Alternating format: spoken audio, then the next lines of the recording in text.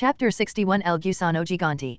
POV third person. Location, Tokyo, containment site Hana. Chen, you said you wanted an update on the situation. The situation is we cannot contain the Titans. Sam, we can't contain the Titans for long periods of time. Sam quickly took over the conversation. At least the ones that are still asleep, but the ones that are awake are proving to be difficult to deal with. Chen turned on the screen in the room showing multiple video footage. One was a video of Chen's navy ships attacking what looked like an eastern dragon. It coiled around a ship, crushing it until it exploded, and the creature quickly made its way to the next. The next footage was a large group of Russian soldiers in a large cavern when suddenly the headlights from all the men look up by the ceiling of the cave. A giant 45-meter spider with blue eyes that shift to red looking down at them. Then the video suddenly stops. This video from outside of a mineshaft showed a normal workday. Then the ground began to shake. Miners from the shaft began to run in multiple directions. Then the ground explodes, and a large reptile-like creature emerged with a single horn on the front of its head with large ears. As the miners flee, men in a mounted truck come into view firing on the creature. Men dismount only for them to be incinerated as the creature opens its mouth unleashing red flames. Read, my god, he was in utter disbelief. 3 more active Titans, how could that be? Quetzalcoatl and Zilla were the only ones he had heard about.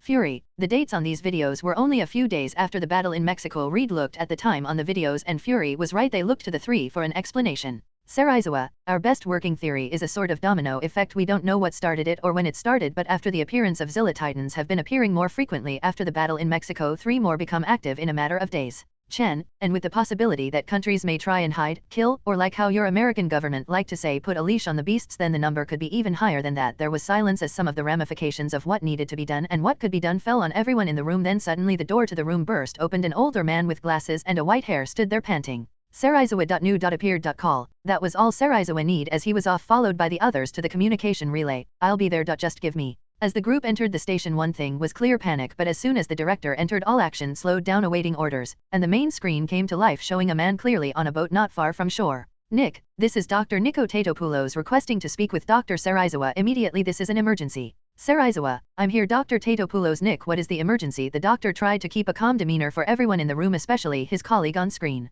Nick, the leads were correct. Serizawa, another Titan has awakened in Costa Rica. This news stopped everyone in their tracks and all had the same thought: how the fuck? Serizawa, Nick, where is the Titan now? Do you have contact with the nearby military? They needed to stop the military from provoking the creature, but the look on Nick's face told them what they already knew. Nick, it was the military that covered up its existence in the first place and now they're paying for it. The camera shifted now showing what was happening on the beachside cliff: a large contingent of tanks, armored vehicles, and soldiers firing at what looked like a giant nightmare worm, and the worst thing about it was its size. It was by far the largest Titan found so far. Image. And what was clear was it was doing nothing to the worm as it continued to charge after the military with even greater ferocity. Tanks and vehicles got stuck and we were quickly abandoned, crushed or ripped to shreds by the creature. Sam, sir, this is being broadcast and it's everywhere. Handing Serizawa a tablet that showed live coverage, and it was everywhere from New York Times, the BBC, Moscow, and Tokyo. The world is watching. Fury, I'm going to make some calls. The once cold face of the man now only showed his name as he pulled out a communicator. Nick, the signal is ready, a woman with a French accent yelled loud enough to be heard by those on the communication relay. Some didn't seem to register what was said, others gained looks of curiosity, but Serizawa's team took a glance at the man as he was about to say something.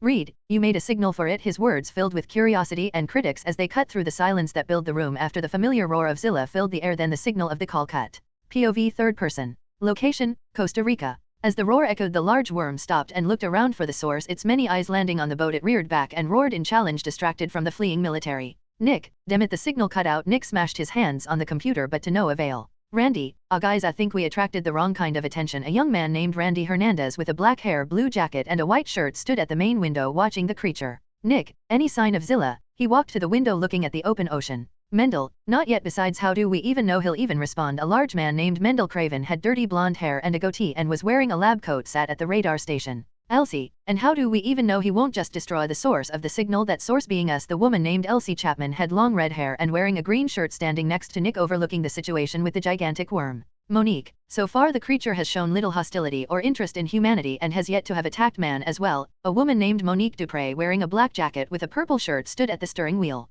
Randy, and I thought you didn't like the big guy, he said smugly, but only received a cold look in return. Monique, we know little to nothing about him or any of the other creatures, and like all of mankind, I don't like what I don't understand. Then a rhythmic ping began. Everyone turned to Craven, who looked back to them with a worried face. Mendel, radar just picked up something big and fast coming from the north. If it's who we think, he's 3 minutes away. Boom boom boom boom boom.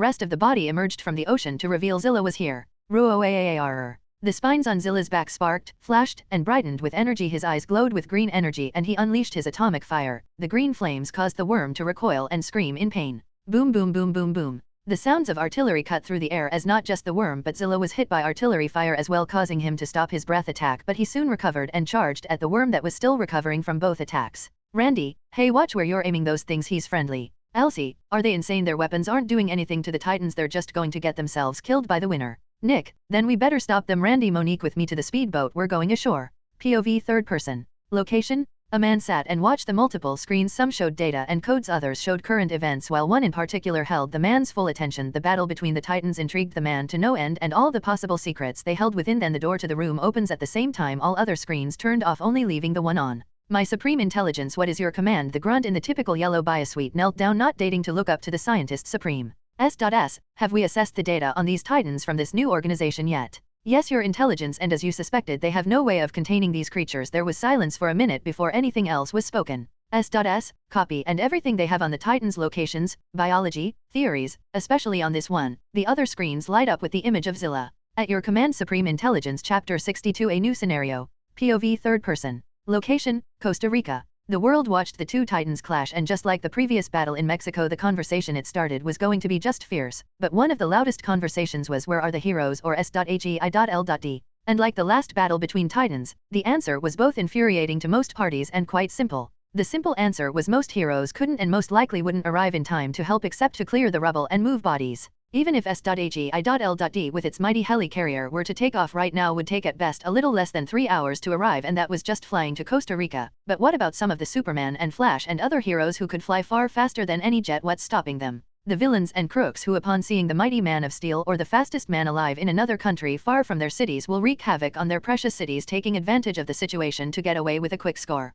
The Titans continued to battle fight as the military continued to try and repel the beasts with long-range artillery. Evacuation had been sounded. As the battle threatened to move inland, Nick, Randy, and Monique ran to the military forces, still shelling the battling behemoths. Nick, stop firing, you need to stop firing. Randy, tell them to stop. Randy, Deja de Despair to Ni Psyquire dash. General, Silencio, stand aside, this area is off limits to civilians. He walks forward with an entourage followed by some soldiers with rifles at the ready. Nick, Dr. Tatopoulos, Nick, me and my associates are with Monarch. Handing over a card, the general looked over it. After conferring with a young woman who gave a nod, the general motioned for the soldiers to step back and for Nick to continue. Your weapons aren't going to affect these creatures, General, you're just going to make the winner attack your position. The general was about to reply when the earth began to shake, the worm tied to burrow into the ground, but Zilla bit onto its tail trying to pull the worm up.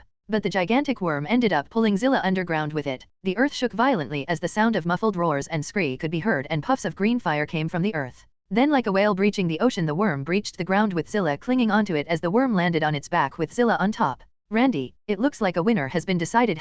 The worm was burned and bleeding and clearly tired, breathing hard. Multiple eyes were closed and many spines on its back were broken. Zilla had some scratches and bruises but was only winded and could continue the fight. *ROOIAR**. Just like in Mexico, the choice was given. Submit or die. The worm looked laid silently on the ground, looking up at the lizard on its chest, claws and fangs bared, mouth slightly open with a green light. A soft hum could be heard, and if close enough, felt the vibration in the air as the worm laid down its head in submission. POV third person. Location, Tokyo, containment site Hana. Read, remarkable, it shows submission like Quetzalcoatl. He was fascinated by what he saw, like most scientists around the world. Chen, like male lions fighting over territory and a pack of wolves deciding on a leader. Why does such behavior exist with such different creatures? Saraizawa, that is one of the many mysteries of these creatures that we must uncover before we can truly understand these Titans. A moment later, Fury came back into the room, stone-faced as ever. Fury, and I would like an update when you are close to solving those mysteries, including the UN, and as a favor to us both, I'm not going to pester you about your field team. Fury smirked before turning to leave. Now if you accuse me, I have presidents to meet and papers to sign. He made his way out to the helicopter. Read, no, you have the full support of the Baxter Foundation, Dr. Saraizawa. The two shook hands. So who can show me where I can get to work? POV Zilla, Max. Location, Atlantic Ocean. Mission, the worm wiggles. Completed. Defeat/submit El Gusano Gigante. Rewards. Release the beast, I'm a monster. 0 energy. User can awaken the personality and true nature of the monster within. Missions give X5 to XP and credits if completed with this skill activated. Monster, Pyronite, Heat Blast. Name, Heat Blast. Monster Pyronite. LV-1. Stats. STR 140. Dex 145. Int 90. Energy 1000. Skills. Pyrokinesis. Fire is power. Can control and manipulate fire and heat. Terrakinesis. Be as stubborn as a rock. Can manipulate the earth and minerals. Fire absorption. That put a fire in my belly. Can absorb fire and heat to refill user's energy and heal. Not bad for rewards. A new skill and Ben 10's first alien and my personal favorite as I swam through the ocean thinking of possible ways to make his transformations stronger. Sometime later. It's good to see you again, system holder. Looking at the familiar purple screen in front of my eyes, I looked around at my surroundings and found myself walking outside my personal SCP Foundation site that was my mind palace. How the hell did I get into my dreamscape?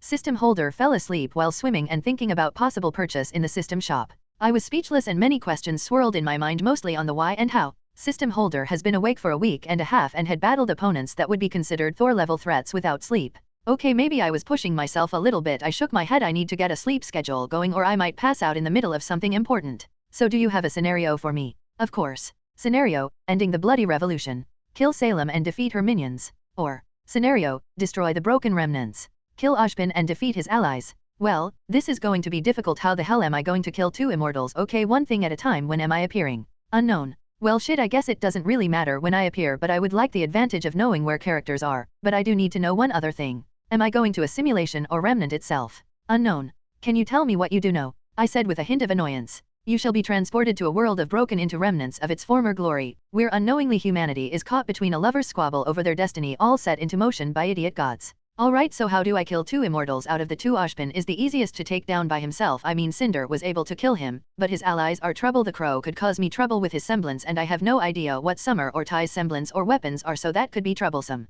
Salem is a semi-sane Deadpool with magic, so this could be a challenge. Her minions are all nothing to me, the exception being Hazel, but with my berserker armor, if it comes down to it, I can outlast him until his aura drops. But the real problem is killing them. If I kill Ozpin, he'll just come back in a new body and Salem will just regenerate from whatever punishment I give her. Degree. Shut up now. Are you going to help me or not? Very well, but you already have the perfect tool to handle this. Suddenly my wrist started to glow, then with one motion my U.gi.O dual disc glowed. U.gi.O dual disc. Allow a user to summon monsters and use spell and traps effects of the cards in the deck. If you are a challenger duel, a shadow game can be initiated by either opponent if both agree. You want me to challenge one of them to a shadow game, but Yu-Gi-Oh doesn't exist in Ruby. How would the shadow game even work? Like the old way of pharaohs and kings, two mages duel until one surrenders, is rendered unconscious, or is killed, then the defeated opponent's soul is sent to the shadow realm. If I'm going to play a shadow game, I'm going to need a new deck. Chapter 63 Monsters arrives on Remnant.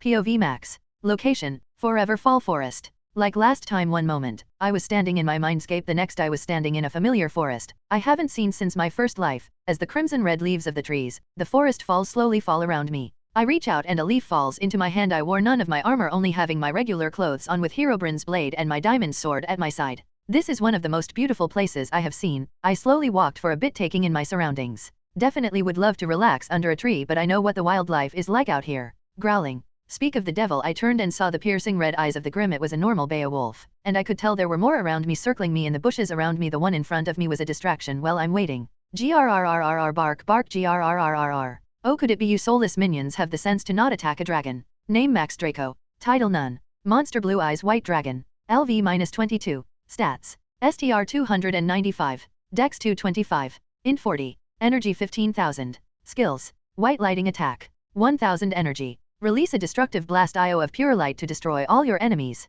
3x radiant damages to evil. Burst stream of destruction. 1000 energy. Release the radiant energy within, destroying all enemies around you. 3x radiant damages to evil. Majesty with eyes of blue. 500 energy. Stun enemies for 15 seconds. Rage of blue eyes. 10,000 energy. Summon 2 dragon spirits of white. Eyes of blue. Passive. Allows the user to see the unseen and the good in others. Negate illusions. See incorporeal. From my back, 2 beautiful silver white wings appeared and a long whip-like tail expanded my back. My teeth became pointed with fangs. My eyes glowed blue with power. The Grim are soulless creatures whose only purpose is to destroy everything of mankind. Yet I was aware that Beowulf in Fount of looked scared, and that brought a toothy grin to my face. To think you beasts are humanity's greatest foe, yet you are so pathetic that schools use you as nothing but training for children. I couldn't help but chuckle and shake my head. You minions aren't even worth the effort of being killed by my own hands, so let my army destroy you. My U.Gi.O dual disc extended from my arm and the Grim reacted by dealing back and howling, and I heard the rest of the pack charge forward. Let's begin duel. In a blink my 5 cards were in hand. I summoned Jane, Lightsworm Paladin.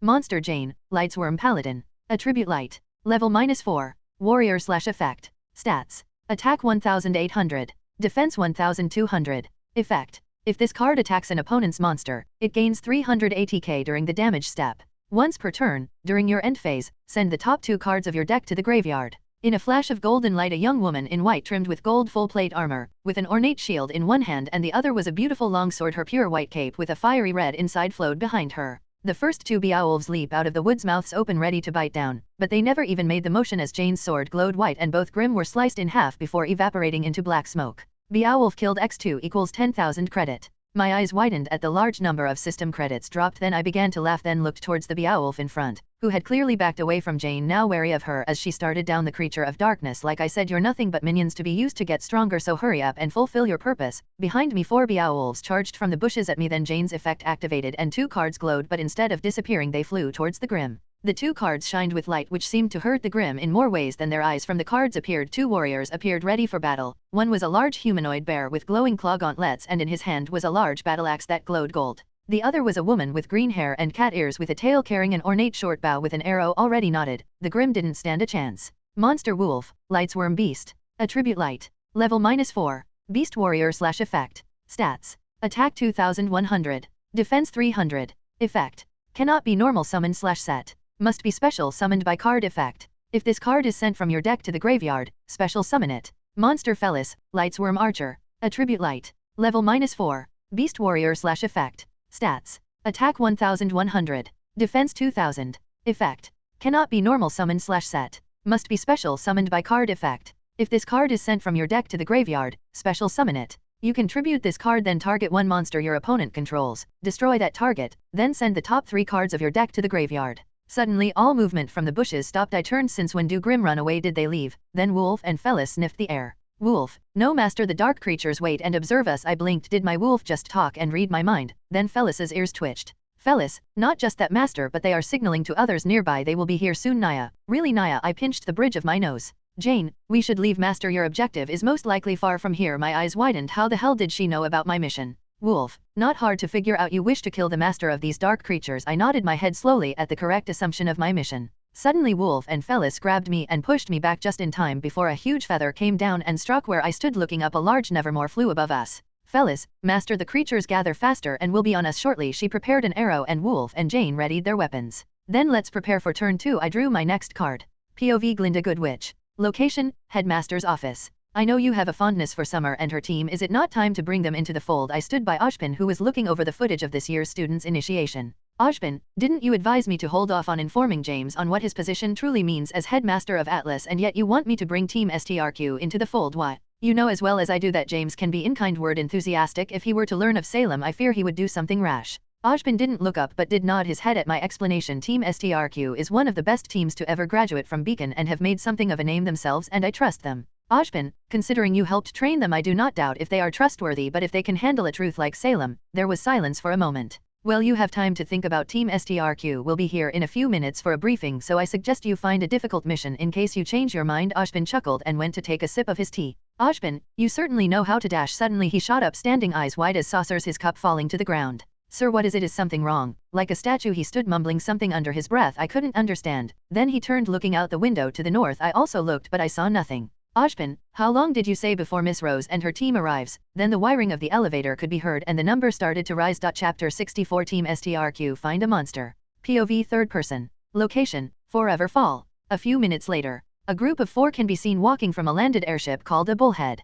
Come on, you have to be a little curious why Ozpin sent us to Forever Falls of all places. A young man with blonde hair, blue eyes and the beginnings of stubble on his chin, wearing cargo pants with a belt with a flaming heart emblem on it. Padded armor for his chest covered by a jacket, on his arms were gauntlets going from his hands to his elbows, on his shoulders are armor with hid flaming heart emblem on them. Curious about what? It's a simple scouting mission. We look for anything strange then head back to Beacon. Tai, a young woman with a white cape and gothic dress, had black hair that ended in red with silver eyes, walked next to the now named Tai. Tai, come on Summer, you know he could have sent a team of first years to do this mission. Why send a team of graduates on a scouting mission in Forever Falls? Crow, back me up here. Tai and now named Summer looked back to their other team members who have been quiet so far. A young man with dark gray hair and red eyes looked up and shrugged his shoulders only to get elbowed by the woman next to him who looked similar to the young man. Crow, fine. Tai does have a point. Summer, why send us who specializes in search and destroy missions? Why send us to do a scouting mission in Forever Falls of all places? The worst grim you'll find here is an Ursa Major. Raven, I looked at the mission board. Summer, there was no mission to Forever Falls posted today, so that means this mission wasn't approved by the council. It's off the record. Summer closer her eyes in thought before shrugging her shoulders and continuing forward.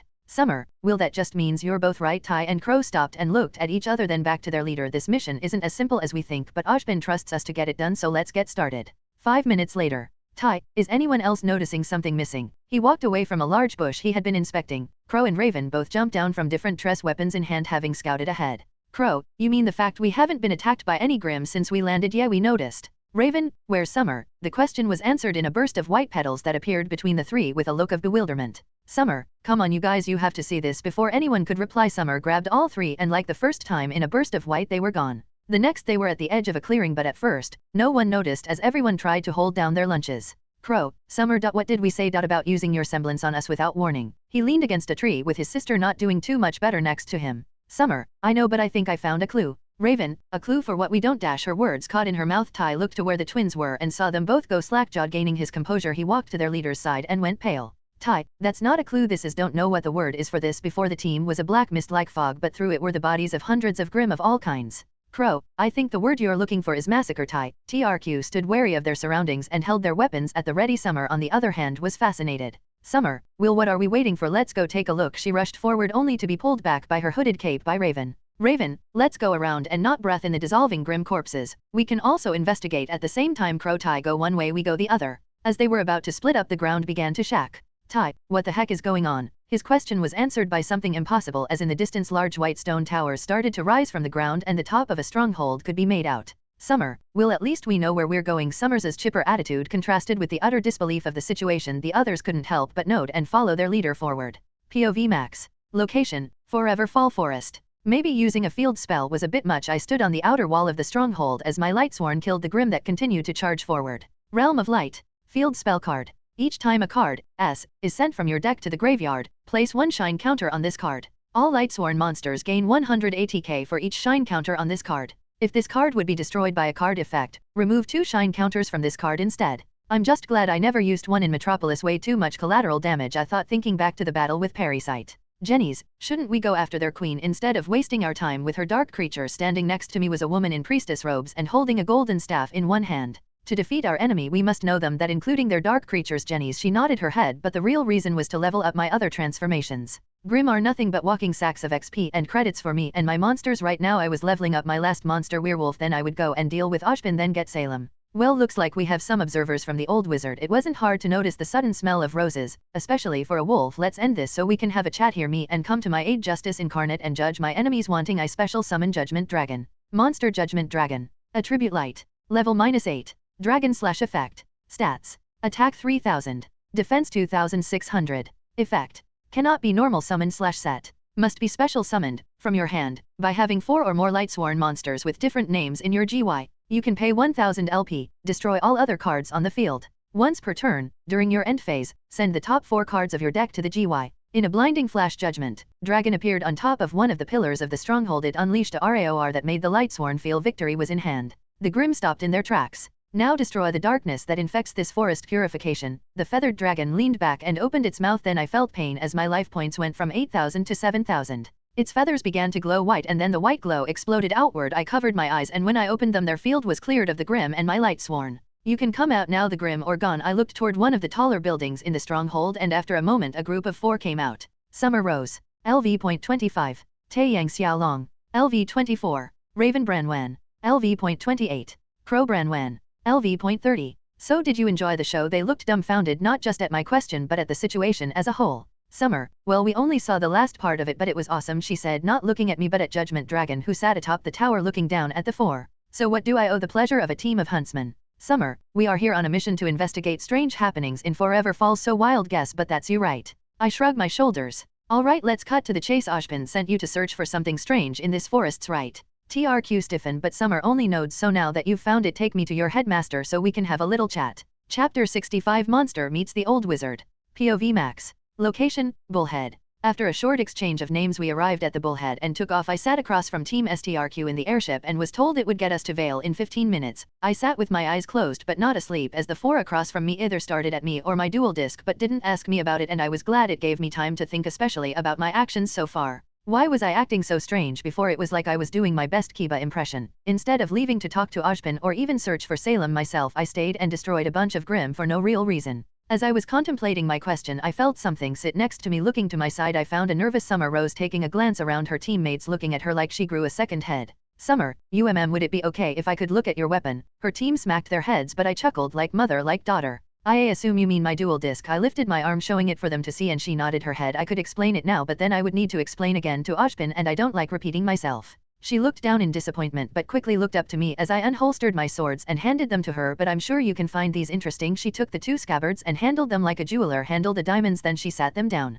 Summer, how are two swords so heavy I can barely hold them up? That made me chuckle, and I got a questioning look from her. That would make sense considering what they're made of. I take the diamond sword and pull it out of its scabbard. The sword gleamed in the light of the bullhead. I hand it to Summer, who almost looked mesmerized by the blade. Summer, this has to be the most beautiful sword I've ever seen. I smiled at the compliment. Then I noticed Taeyang, who appeared next to Summer. The Branwen twins tried to be more subtle than their teammates. So what's it made of that makes it so heavy? It's made of diamonds. For a second nothing was said, but the looks I got said it all. Tai, wait, are you serious? I gave him a small smile, but that's impossible. Summer, how do you even use it if it's made of diamonds? It should be too brittle to even swing, let alone shape the gems into a sword. She went on for a few minutes to explain how the blade shouldn't work.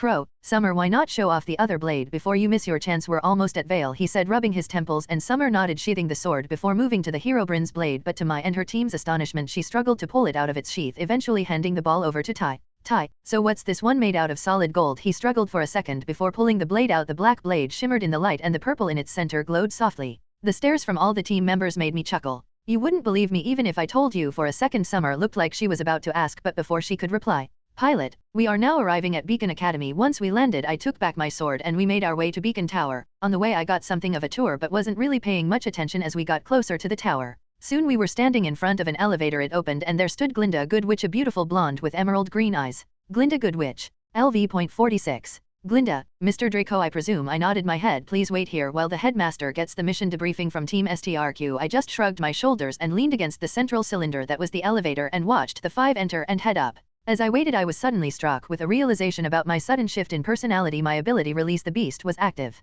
Does going into scenarios activate it automatically? This new skill would be troublesome, especially with more predatory and less intelligent monsters I had. Then after what I assumed was 30 minutes, the elevator came down and Glinda stood waiting. After entering, I decided to change into Kong just in case Ojpin tries any mind games. Kong will be stubborn enough to keep me on track and get the info I want. Then after a few moments, I was in the familiar clockwork office with Team STRQ to one side, Glinda next to the ornate desk by the large clock window, and sat behind that desk was the man himself, or well, his host body. Ojpin. LV, error. Ojpin, Max Draco, it a pleasure to finally meet you. Yeah, no, I didn't come here for introductions. Where is Salem? I cut him off with a question that by the look of it only the two behind the desk knew the answer to. Glinda, how do you? Stunned and likely fear was all her face showed, but to Ojpin's credit I couldn't read his body. Ojpin, why do you ?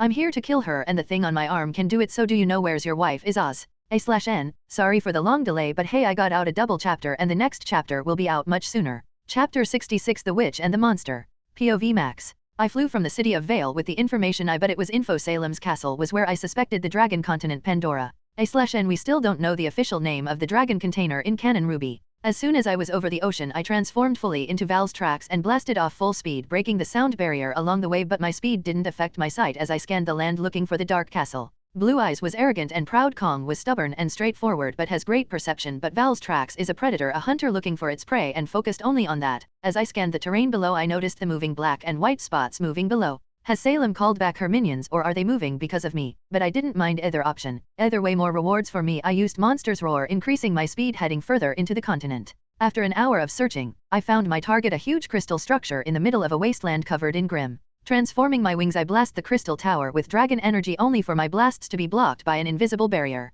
Scray. Suddenly a flock of Nevermore big and small rush into me. They claw and peck at my metallic scales. I lash out my tail, clawed wings, and fangs, but for every one I kill 10 more take their place. Get the hell off. Transformation. Val's tracks, Pyronite. I unleash flames around me, disintegrating all the grim around me, and become a second sun for a brief moment before gravity starts to pull me down. Crap, never learned how to fly. As I fall and see the gnashing bone maws of thousands of grim, I point my arms down and unleash, slowing down my fall and clearing my landing area. Note to self: practice with heat blast. Glancing around, I'm surrounded by who knows how many grim who can't get past my flames, moving back with a whimper every time they touch it. Well, why not start right now? I clench my fists, turning both into miniature suns. The temperature around me rises. I feel the ground begin to melt, but then I stop and shake my head. No, that's the Pyro Knight talking. Let's finish the scenario and go home. I walk towards the crystal tower, blasting a path forward through the grim that stay in my way. Once I reach the shield, I teleport inside with Enderman and then transform into XLR8, speeding through the crystal tower well for the first and second floors. Busting through another large double door, I come face to face with a blade's edge down as it clashed with my skull. Sparks come off as I run past and turn to find a stone statue of a knight, but where eyes would be there were glowing orbs.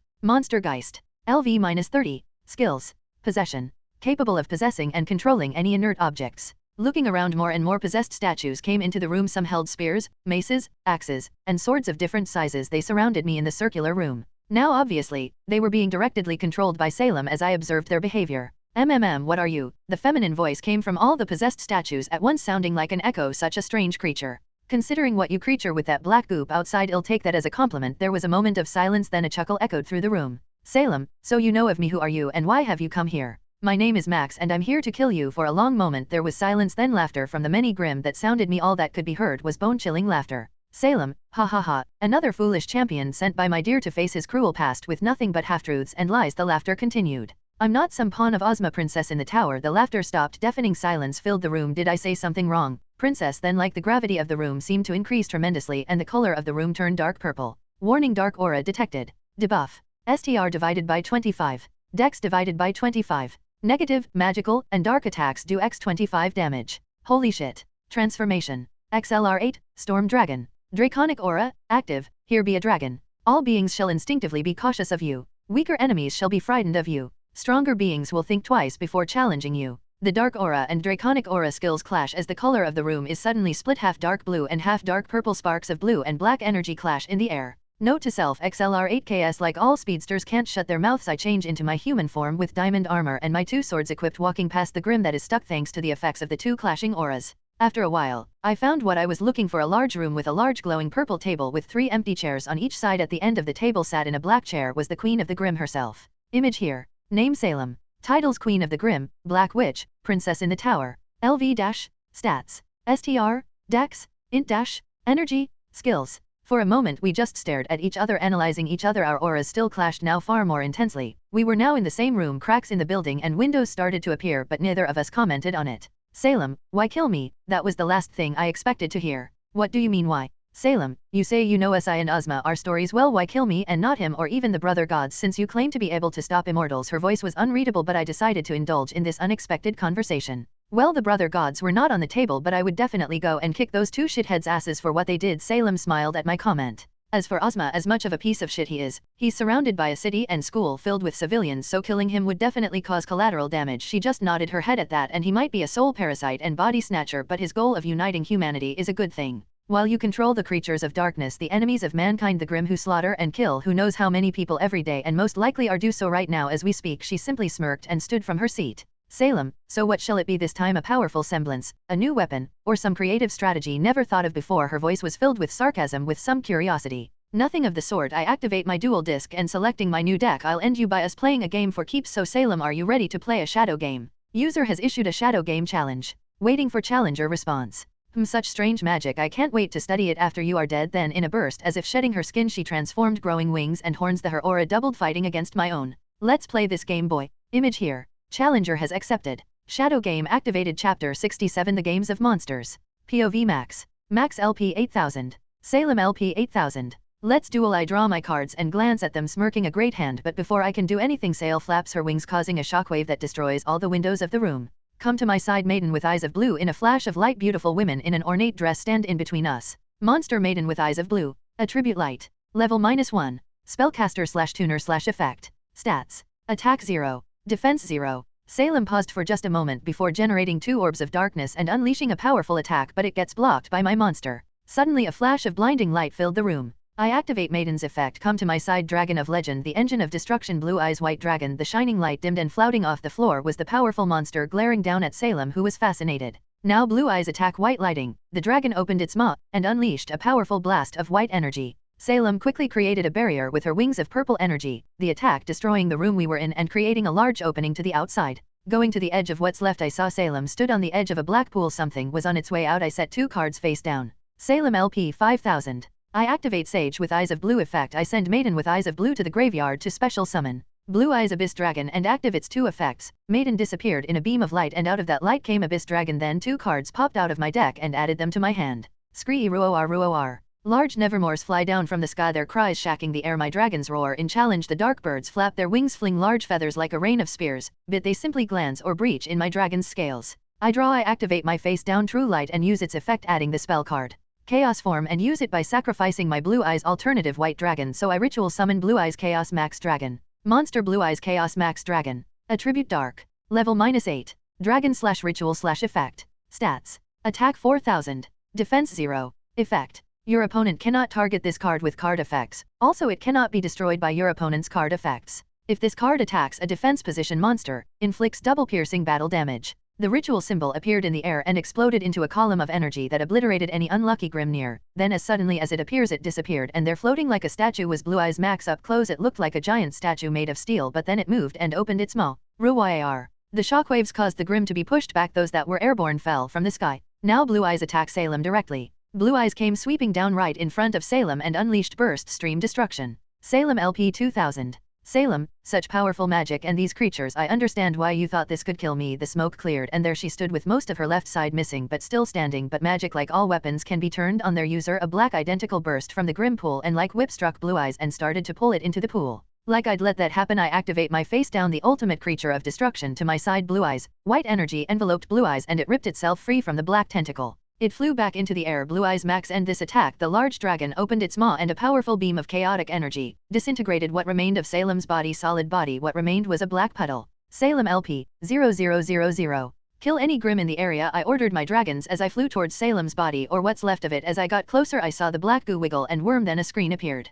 Congratulations on winning your first shadow game. As a reward, your dual disc may now open a portal to the spirit world. You have won the shadow game. Do you wish to send your opponent to the shadow realm? Yes/no. After a moment I selected yes, and out of the puddle came a black sphere with a red center. So this is Salem's soul. Then a swirling black portal opened below it. Shadow-like hand reach out to grab the soul, only for a gold sphere to enclose around the soul, blocking the hands. Error: divine energy detected. Processing. Done. Removing divine soul anchor. Out of the portal came many more shadow hands that grabbed the gold sphere. Then it began to crack. Then it was broken. Salem's soul was grabbed and pulled into the portal before disappearing. But then, unlike last time I completed, a scenario screen appeared.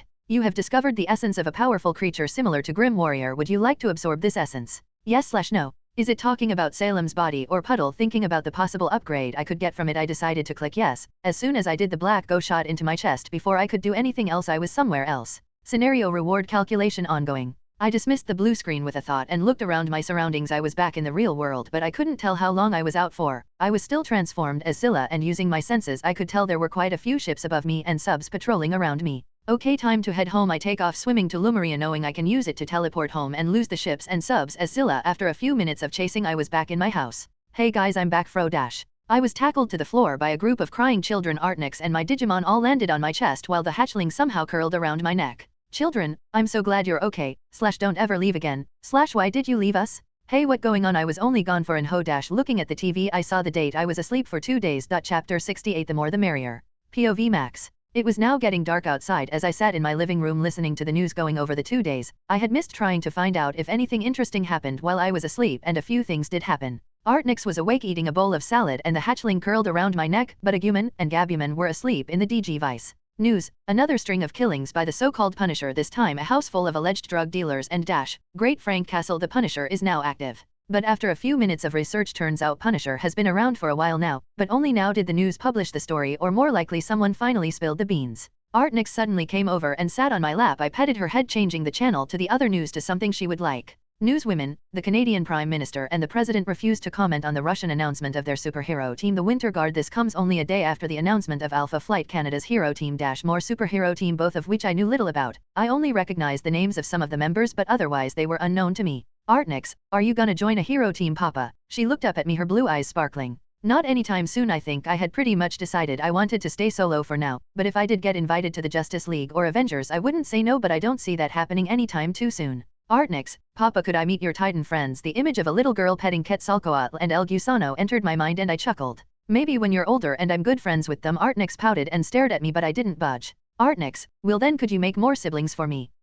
Artnix, will I want more siblings like me to play with? The baby too small and only eats and sleeps. Agumen and Gabumen train in the computer, so. I exhaled then hugged Artnix. She squirmed trying to get free. Tron should be done with Nighthawk Island pretty soon, possibly by tomorrow. Hatch 2 mysterious eggs. Yes/no. Fine, but only because our new home should be finished soon. Artnix paused for a split second before hugging me back with all her strength. I selected yes. Then in 2 flashes of light and the family sound of breaking shells we looked to see 2 almost identical looking boys now standing. Both looked about Artnix's age, if a little younger. The only difference was one had dull gray eyes while the other shining emerald green. Name none. Monster Gamera. LV.1. Stats. STR8. Dex 10. In 6. Energy, 100. Skills. Plasma Fireball, fire as hot as the sun. 100 #energy. Fire a fireball at your enemies. Human transformation. Allows the user to change their normal appearance into that of a human. Name none. Monster Comodothrax. LV.1. Stats. STR7. Dex 7. In 5. Energy, 100. Skills. Atomic Flame, burn in the flame of creation. Number 100 energy. Unleash a torrent of blue flame. Human transformation. Allows the user to change their normal appearance into that of a human. Both boys look around then at themselves, then they slowly looked at each other for a long moment. They just stared. I was about to say something when they finally did something. Hiss grrrrrr. Oh no, both boys started baring their fangs at search. Other blue and red flames escaped their mouths, but before I could even move to stop the 2, Artnix jumped off me and stood between the 2. Scree. The 2 stopped baring their fangs and looked at Artnix as if they were caught doing something bad by their mother, or in this case their big sister. Artnix, no fighting. It was an order that the 2 boys couldn't say no to, so they just bowed their heads. I walked up to the 2 and patted their heads. They looked up at me. So how about something to eat? The boys' eyes shined and I heard the growl of their stomachs. POV Spider-Man. Location S.HEI.L.D dropship.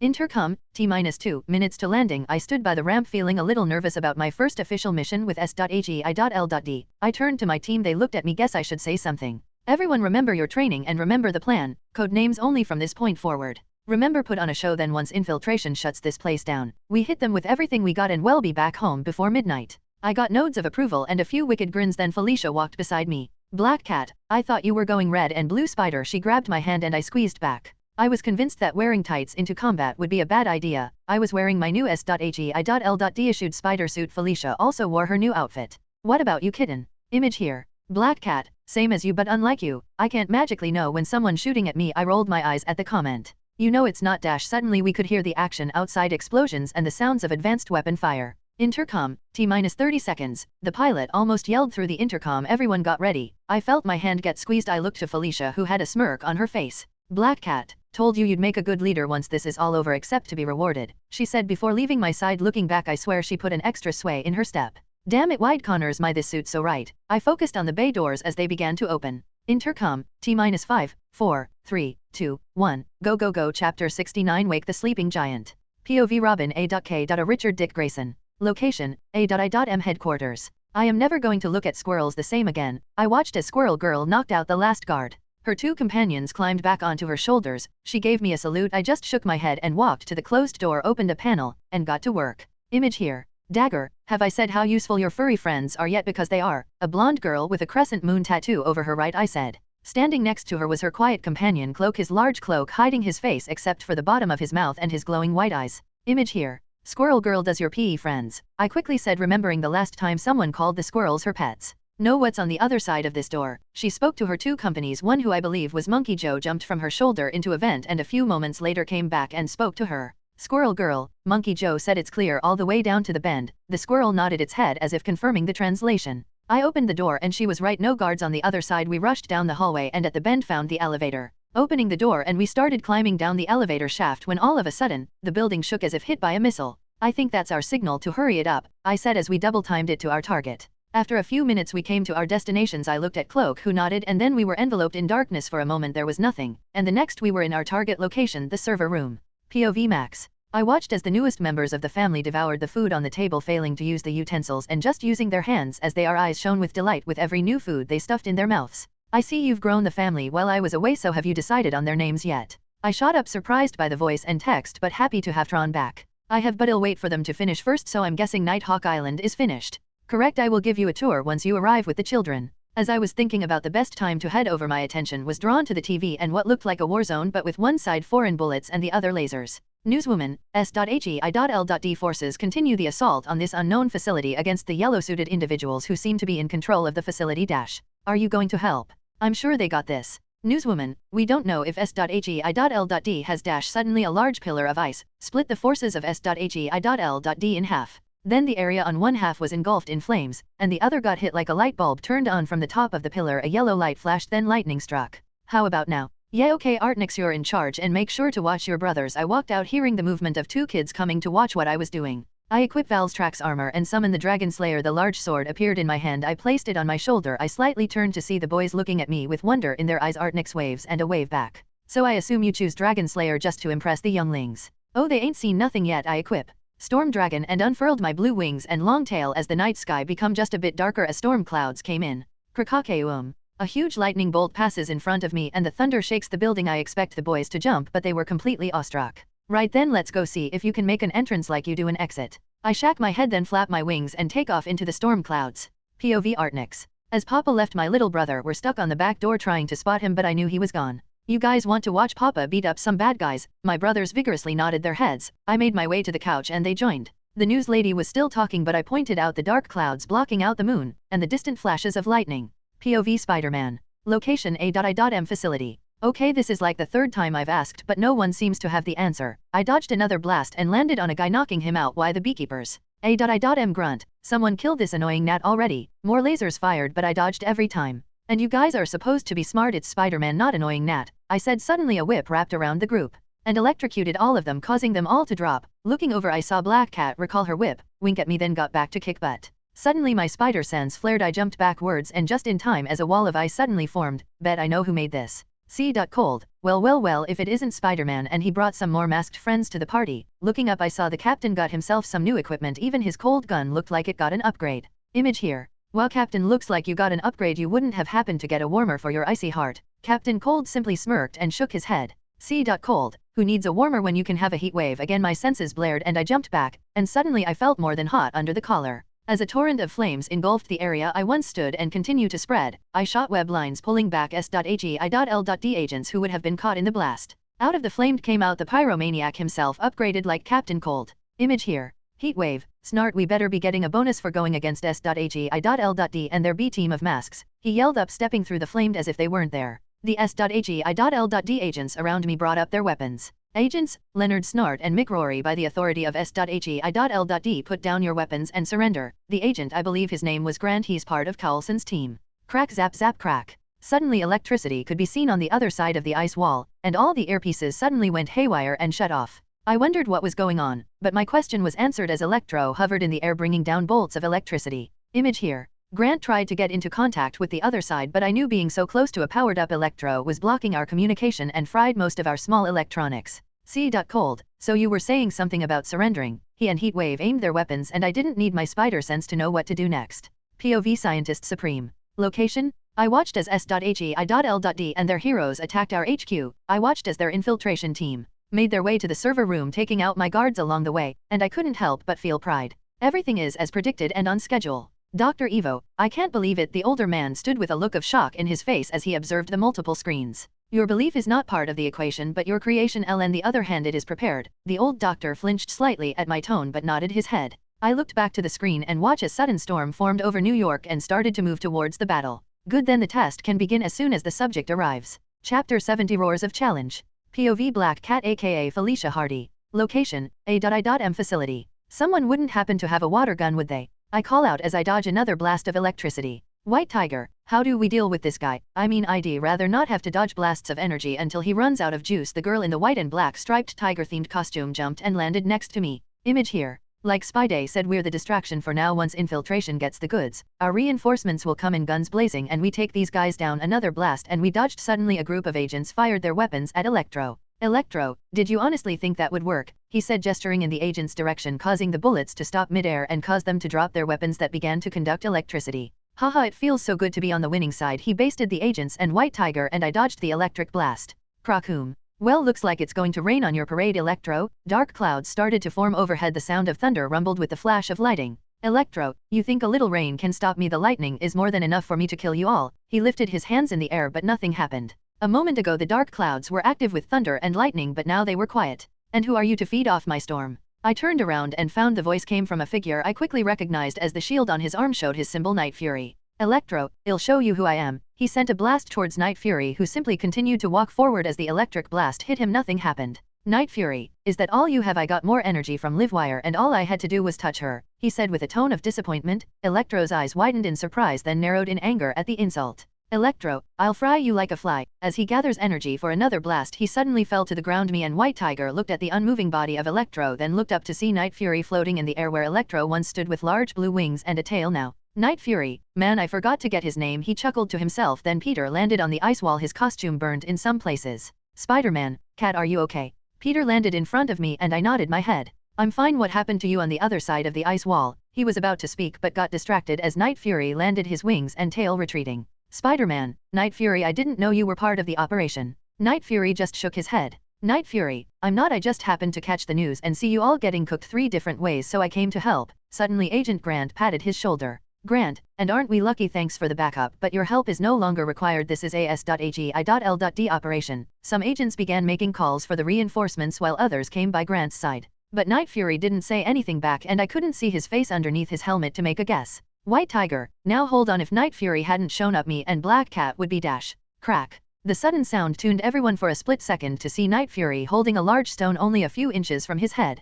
POV Night Fury aka Max Draco. Location, A.I.M facility. As Grant tried to intimidate me into leaving, I caught a whiff of something that sent a shiver through my body, but lucky for me I was still a storm dragon, so I felt more than anything the rock travel through the air heading for my head as it traveled fast enough to kill a normal person. Good thing I wasn't and caught the stone in my hand. Crack. You were saying, Agent? I dropped the stone and sniffed the air trying to get a bead on our attacker. The others began doing the same, but whoever or whatever it was, I knew it was strong. White Tiger, if your nose is as good as mine was probably better, but I didn't say that out loud, so I nodded. It's only one thing, we have it outnumbered. She extended her claws. Crack. Another stone, this time for one of the random agents, was now in my hand. Leaving, said Agent, trembling slightly, but this time I was able to catch what threw the stone, but in a blur, it moved to a new position. I was just able to keep up with it and use observation. Name dash, title Shaggy Man, LV error, stats, STR, Dex, Int dash, energy, skills. If you all want to live, you need to leave now. They all looked at me with different expressions of disbelief, but I barely paid them any attention as I kept tracking this thing, trying to keep calm after seeing its stats.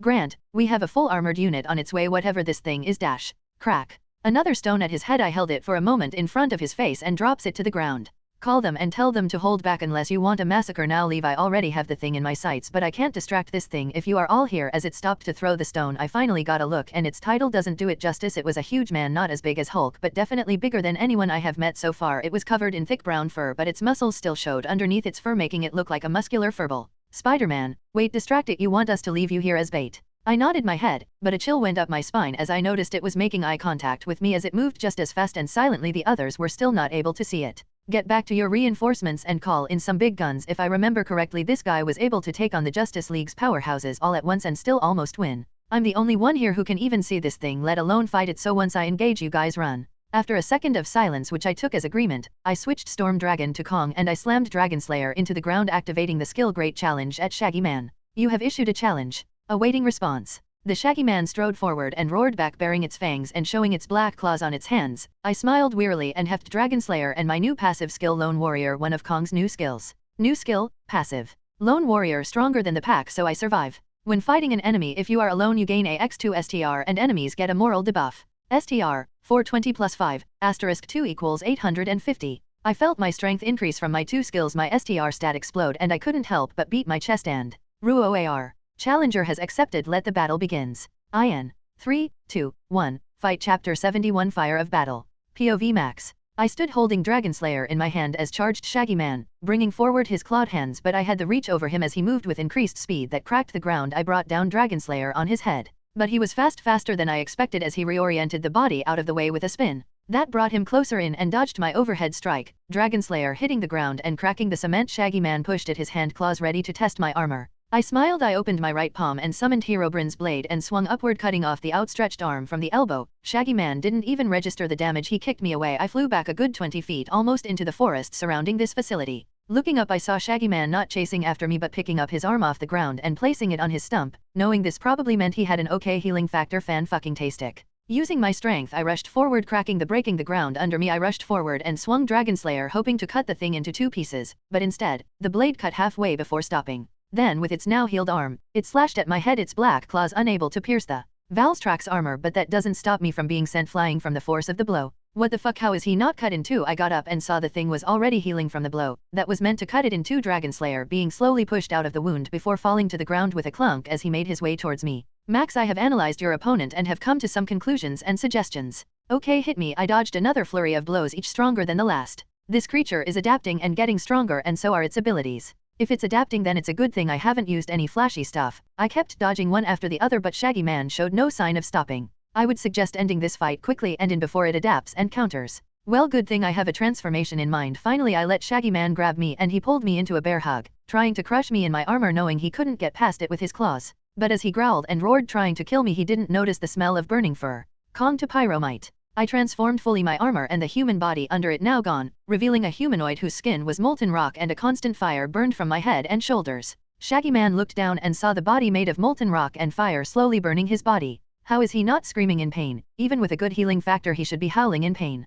Possible skill pain nullification, and I would hurry and kill this thing before his healing factor gets even more powerful or something else. I turn up the heat more and don't stop, instantly turning Shaggy Man's fur to ash. He tries to let me go, but I grab onto him as the fire I created consumed him. Skill created. Supernova. Release all your energy in a beam or explosion. POV Robin aka Richard Dick Grayson. Location, S.HEI.L.D base. Out of the darkness of Cloak and into a busy camp full of S.HEI.L.D soldiers was a strange parallel of the silent buzzing of a server room in an enemy facility. We made our way towards the command tent inside Agent Carlson and his team with the frontal assault team. I held the data about to hand it to Carlson, but it was quickly grabbed by Sky, who lifted it into her laptop and began typing. Dagger, is something going on? Shouldn't we be in the facility by now? She was right. If everything went as planned, the facility should be secured by now, but according to the projector our forces were still in position. Spider-Man, A.I.M left. Use a big and hairy surprise. A picture of what I could only describe as buff Bigfoot was shown, jaws open, clawed hands outstretched. Great, a man bat 1 week now, Bigfoot this week. What's next? I was ignored and Sky lifted her head and multiple files opened on the projector.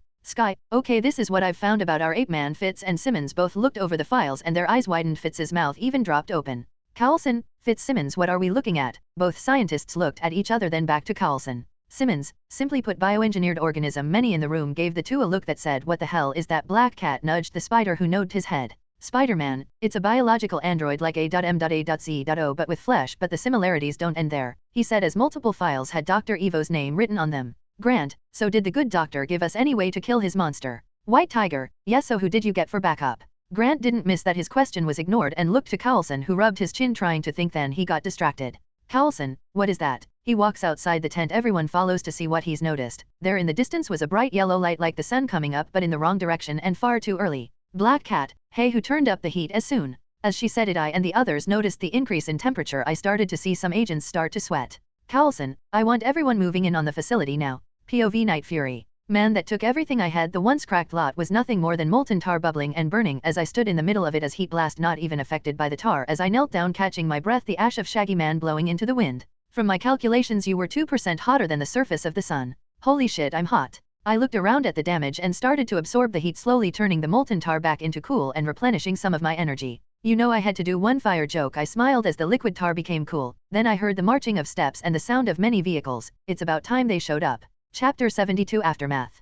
POV Night Fury. Few minutes after facility capture, I was sitting in what I assume was their command tent, surrounded by heroes and Carlson's team, who were all going over the data from the A.I.M facility. Too bad all they got was bad news. Carlson, what do you mean we have nothing? It was news that turned this victory into a Pyrrhic one. Sky, it's not that we have nothing, it's just all either encrypted, sealed, or turned to gibberish, and there are terabytes of information here. It could take weeks, maybe months to decipher it all. Everyone felt disappointed, but I was excited as a pop-up appeared. Mission, First Strike. Help Spider-Man catch the robbers. Completed. Help S.HEI.L.D catch A.I.M. Completed.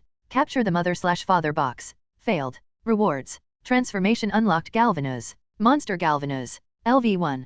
Stats. STR 235. Dex 275. Int 39. Energy 1000. Skills. Magma shot. Hashtag 250. Fire a ball of magma that will explode anything caught in the blast radius, takes continuous burn damage. Blade tail. Your tail is your weapon and can be set alight by rubbing it against hard surfaces. Tail can become dull if not sharpened and deal blunt damage instead of slashing. Maw of iron. User's jaws are like that of a steel trap and can be used to sharpen your tail when dulled. If special materials are eating off tail, next magma shot gains special effects. Heart of a furnace. Passive. When in battle, your internal temperature will increase, causing all fire damage to double. If active long enough, in temporary will go down, but STR and dex will increase. As everyone continued to talk about their option and possible action plans, I decided to make my exit. My mission is completed and I kept some future allies alive. Pulse, I need to get back home to look after my new kids and go look at my new base. Alright, as fun as deciphering data sounds fun, I have more important business to attend to. I got up and was about to leave when a hand grabbed my shoulder. I turned to see it was Peter. Spider-Man, why not help us against A.I.M? We could definitely use the extra muscle. Then a pop-up tapered with another mission. Mission, enemy with many faces. Help S.H.E.I.L.D capture/destroy A.I.M. Accept/decline. I declined the mission. I had thought over the possibility of helping or even joining, but S.H.E.I.L.D was a wild card, and at worst an unreliable ally, and with the possibility of Hydra infiltrating it, I had no intention of joining. Sorry, but like I said, I have other things I got to take care of, but I wish you luck, and besides, if you need me, just make some noise, and I will be there to help. We shake hands and I say my farewell to the others and teleport back home. POV Scientist Supreme. Location? In a large room, multiple screens showed the battle between the creature and Night Fury, all angles, each movement and action being analyzed, but not just that battle, all of his battles were being played out and analyzed. Then reports from multiple organizations appeared and we were copied before the screens turned off and the data appeared before me. Dr. Evo, Will, what are the results? The doctor asked with curiosity, eyes fixed on the data pad in front of me. Mostly inconclusive, but it appears we have another Omega on our hands. The doctor looked somewhat surprised but was replaced by curiosity as I let the data appear in front of him. Then the door to the room opened and in came Dr. Marrow and one of his, as he called them, children. I believe this one was called it Red Torpedo. Dr. Marrow, to what do we owe the pleasure? He bowed his head in a grandiose style before looking to me and then to Dr. Evo. Dr. Marrow, I just happened to hear about Evo's monster getting burnt to ashes, so I came to have a look at what did it, said the doctor, glared at his contemporary before going back to the data. I assume you have more to add than just wasting my time with your trivial antics. Marrow nodded and handed me a data pad. Dr. Marrow, Monarch continues to find Titans, some asleep and others awake, but they also found bones. A picture was projected of a large skeleton. The picture shows the construction of a research facility surrounding the bones.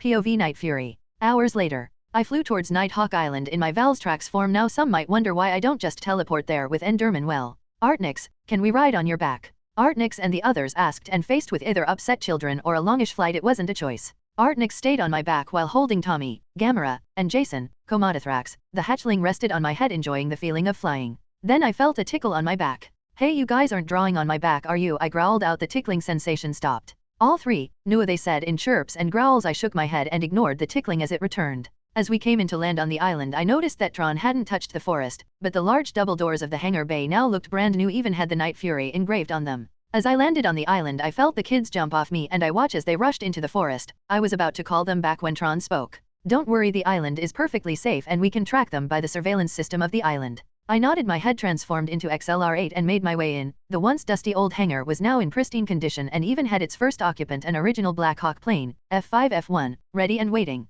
This is the hangar bay with an operational radar and radio post. I rushed around the hangar for a bit before moving on to the second room I found, where I installed Tron to clean the place up. The war room now upgraded, ton paper maps, hello holotable and computers. In the war room where you can monitor world events and be alarmed of multiple situations. I raced through my new base, checking out rooms like the armory, range, the dock area, bedrooms, fully stocked kitchen, and finally the training room. This is the holo training room, able to increase its gravity to 10x Earth's and project holographic terrain and opponents. Start a session for me. A moment later the door opened and I stepped inside. Training session. Gravity, normal. Enemy, wave 1.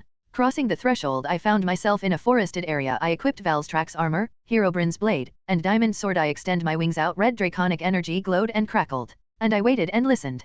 POV third person. Soldier 1, Sir, target spotted. We are in position. The soldier, like all those around him, was hiding in the bush, guns aimed, waiting for the order or the enemy to make the first move. Commander, roger that. What is the target? Current action. Soldier 1, nothing sir, he's just standing there.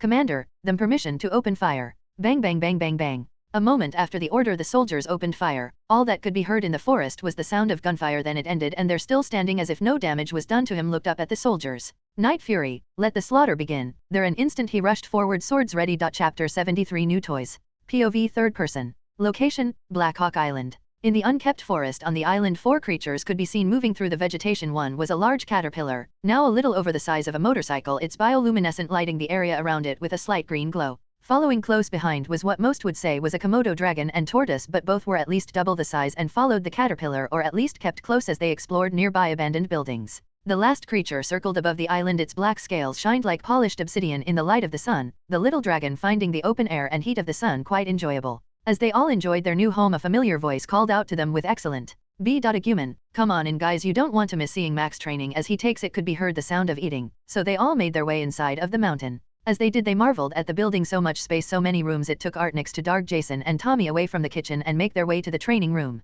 Artnix, Agumen, where are you? They entered the training room, but the door to the chamber was sealed closed to stop anyone from interrupting the training session. B.Gabuman, hey over here. Looking over, a door was opened and there standing was Black Gabuman, waving them into an observation room that showed not just the action but the trainees' heart rate, injury, and compartments, and much more information. B.Agumen, what took you so long? It's been like 8 minutes since I called you guys, he said through a mouthful of popcorn. As he threw one up to catch in his mouth, he bit down on air as Artnix used her silk shot to grab it and pop it into her mouth. Artnix, the little ones wanted snakes before watching Papa up close, said Digimon noticed she had a bag of chips and a soda can as well but didn't mention it as they sat down to watch. Jason/Tommy, where's Papa? What's happening? The two kids asked but were just told to watch. On the screen could be seen Max wearing his Valstrax armor to large wing expanded from his by propelling forwarding a rocket blasting off with red energy, sending him flying towards a group of soldiers and a few tanks as they shower him in bullets that just bounce off his armor. Commander, take the freak down, a man roared out, pointing and firing a pistol at Max as all his troops and tanks opened fire on Max, who redirect his charge to suddenly fly upward into the sky, becoming a red dot in the distance. Tommy, is Papa running? He asked with a worried expression, only to get a pat on the head from Artnix, who smiled and gestured to keep watching. Soldier, the target appears to be heading south. Wait, he's turning back around, sir. The sergeant took out a pair of binoculars to see the red dot had done a full semicircle and was heading. Commander, boom. Where once stood a large group of soldiers now stood a crater and burning scrap as Max came down full speed from above in his fully transformed Valstrax. POV Max. I exited the training program and was quite satisfied. I was looking forward to harder levels. As I steps out, I was met with everyone saying who could go next to how awesome I looked. I decided Artnix, Gabuman, and Agumen could go inside and train. I took Tommy, Jason, and the hatchling back outside. I wanted to spend some time with my new sons. Hours later, I sat in the living area with everyone around. Jason and Tommy are asleep in their new rooms. Agumen and Gabuman went back into the DG Vice and Artnix decided to fall asleep on the couch. I was watching their training session when a blue screen popped up in front of my face. Scenario reward calculation completed. You have received 6 rewards. Why is it less than last time? But from didn't answer, then my reward appeared and my mouth dropped to the floor. Item. Yu-Gi-Oh! Dual Runner. Rev it up with your very own dual runner, allowing you to duel at high speed with your monsters in style. Gain 2 free decks. Item. Mystery Pokeball. Who knows what's inside? Why don't you find out? Item. Bolter. Dash in the name of the other, the Melta, and the Flamer. Amen. Transformation. Imperial Knight. Dash, a knight must be humble of heart, strong of arm, be savage in war, loyal to the hearth, and follow deeds of glory. Transformation. Cybertronian. You are a robot in disguise. Transformation. Yautjia. I am the hunter, you are the prey, and I never fail my hunt. My first matches are an Imperial Knight and I get to be a transformer. Internally I was screaming like a little kid. I put Artnix to bed in one of the vacant rooms and headed to the training room once more. Once inside I transformed into Cybertronian. Mech Cybertronian. Titles none. LV1. Stats. STR 300. Dex 300. Int 100. Energy 10,000. Skills. Transform robots in disguise. Can scan and transform into a car. Hand cannon, S. 200 energy. Transform one or both hands into plasma cannons. The first thing I noticed was my height. I stood at least 18 feet tall. I was mostly black and gray with specks of orange and green. First, I started to move to do simple things to get used to my new body, and one thing I noticed was the difference between a metal and flesh. I just have to get used to it. I decided to transform and it was a wired feeling image folding in on yourself and shifting, but there was no pain or sound. I breaking, just metal on metal. After an hour of practicing transforming from a car to humanoid, I decided to see my other new transformation, Imperial Knight. Mech Imperial Knight. Titles none. LV1. Stats. STR 500. Dex 450. Int 175. Energy 500,000. Skills. Thunderstrike Gauntlet for honor for the Emperor. 100,000 energy. With a barely contained nimbus of energy that by merely clenching the fist can cause shock waves to emanate outwards and sparks of incandescent fury and sizzling arcs of energy. Thermal cannon burn in holy fire. 1,000 per minute. The hissing blasts from a thermal cannon can melt through a fortress wall or turn a battle tank into a pile of bubbling slag. Quad-linked Icarus cannon. I am the sun and you've flown too close. 200 per minute. With but a thought from the Knight's pilot, the weapon can quickly pivot and track incoming enemy flyers at impossibly fast speeds to let loose a stream of deadly fire. Can be made passive, constantly scanning for designated targets. Warhorn, Honor and Fury, Courage, and Strength Charge. Ally Moral plus 100, enemy moral -90. Can defend nearby units. Spark of the Machine God. Dash. In an instant, my body felt heavy and moving took much more effort than any of my other forms, but my sense was sharper than I could imagine. It was as if I could see 360 degrees around me all at once in perfect HD quality.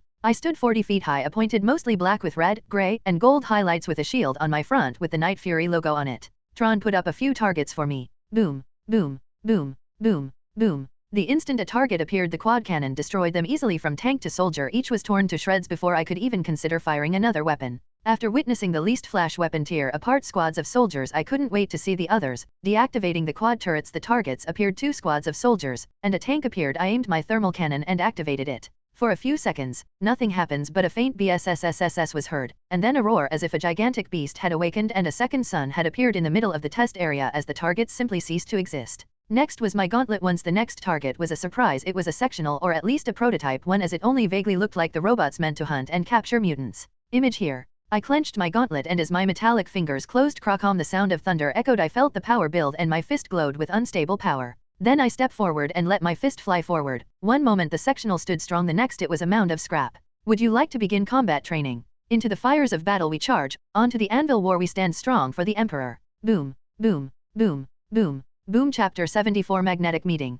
POV Max. 2 weeks later. Sitting in class, barely listening to the teacher, I watched as the clock ticked closer to the end of the school day as I managed my monsters. Looking around the classroom, I saw most people were doing the same as I was, waiting for the bell. Rai. Before the teacher could get a word in, students were flying through the door. One kid even jumped out the window yelling freedom. As he ran, I just grabbed my thing and walked out to find an empty corner and teleport home when I happened to run into Shadowcat. Name Catherine Ann Kitty Pride. Hero Shadowcat. Age 17. LV 19.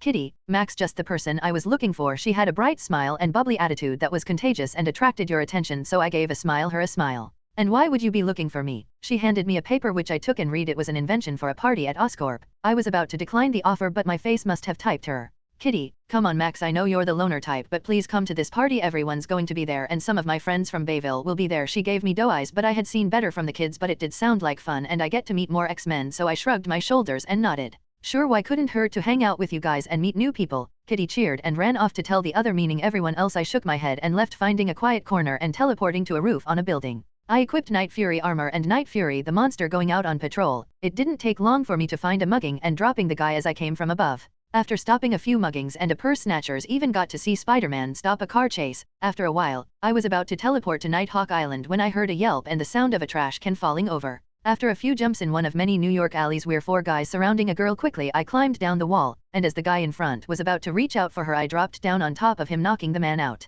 Leave now or leave in an ambulance. I picked up the unconscious man and tossed him into a pile of trash. The other 3 ran screaming. I turned towards the girl. Are you alright? The girl looked to be around my age. She wore a leather jacket and hoodie with ripped blue jeans. But one thing I noticed, a few things. One, how dirty she was. The other is it looked like she was staying there. Girl, thanks for the help. Night Fury, right? I gave her a nod. Let's see who you are. I use observation and my eyes widen. Name Lorna Dane. Title Daughter of Magneto. LV 14.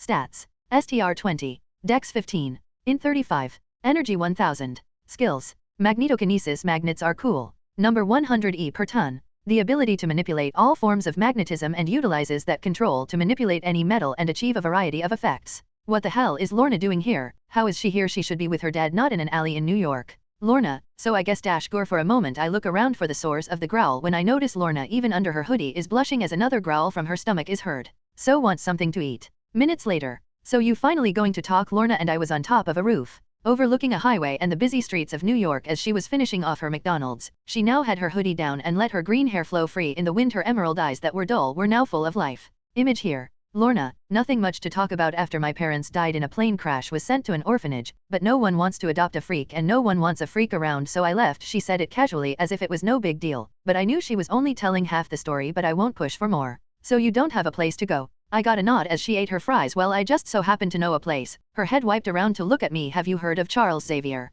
POV third person. Location, Xavier's mansion. Behind a gated wall, many children could be seen on the front lawn playing, chatting, and relaxing. Watching over them were 2 people, Charles Xavier and Aurora Monroe, watching in over it all, smiles on their faces. Whoosh whoosh. Then the sound of large wings could be heard. Everyone stopped and looked up, but nothing could be seen. But before an announcement could be made, the source of the sound made itself known. Out of the clouds came what could only be a dragon. Out of Western myth, its scales were a majority of blue but with golden underbelly and pointed horns. The beast flew down from the sky and landed softly in the ground. It was at least the size of 3 1/2 school buses. As everyone stared at the impossible event, the dragon shifted and brings its body closer to the earth, allowing an unseen girl until now to jump off its back. As this was going on, Aurora and Charles make their way forward while some students come out and watch, keeping their distance, but others try and get a better look to see what is going on. Lorna, that was incredible. Adrenaline still run through her, smile on her face as the large dragon suddenly became the familiar figure of Night Fury. Night Fury, I told you I'd make this trip worth your while, and flying on the back of a dragon seems worth it. Seeing the approaching teachers, he nods towards the two, getting Lorna's attention.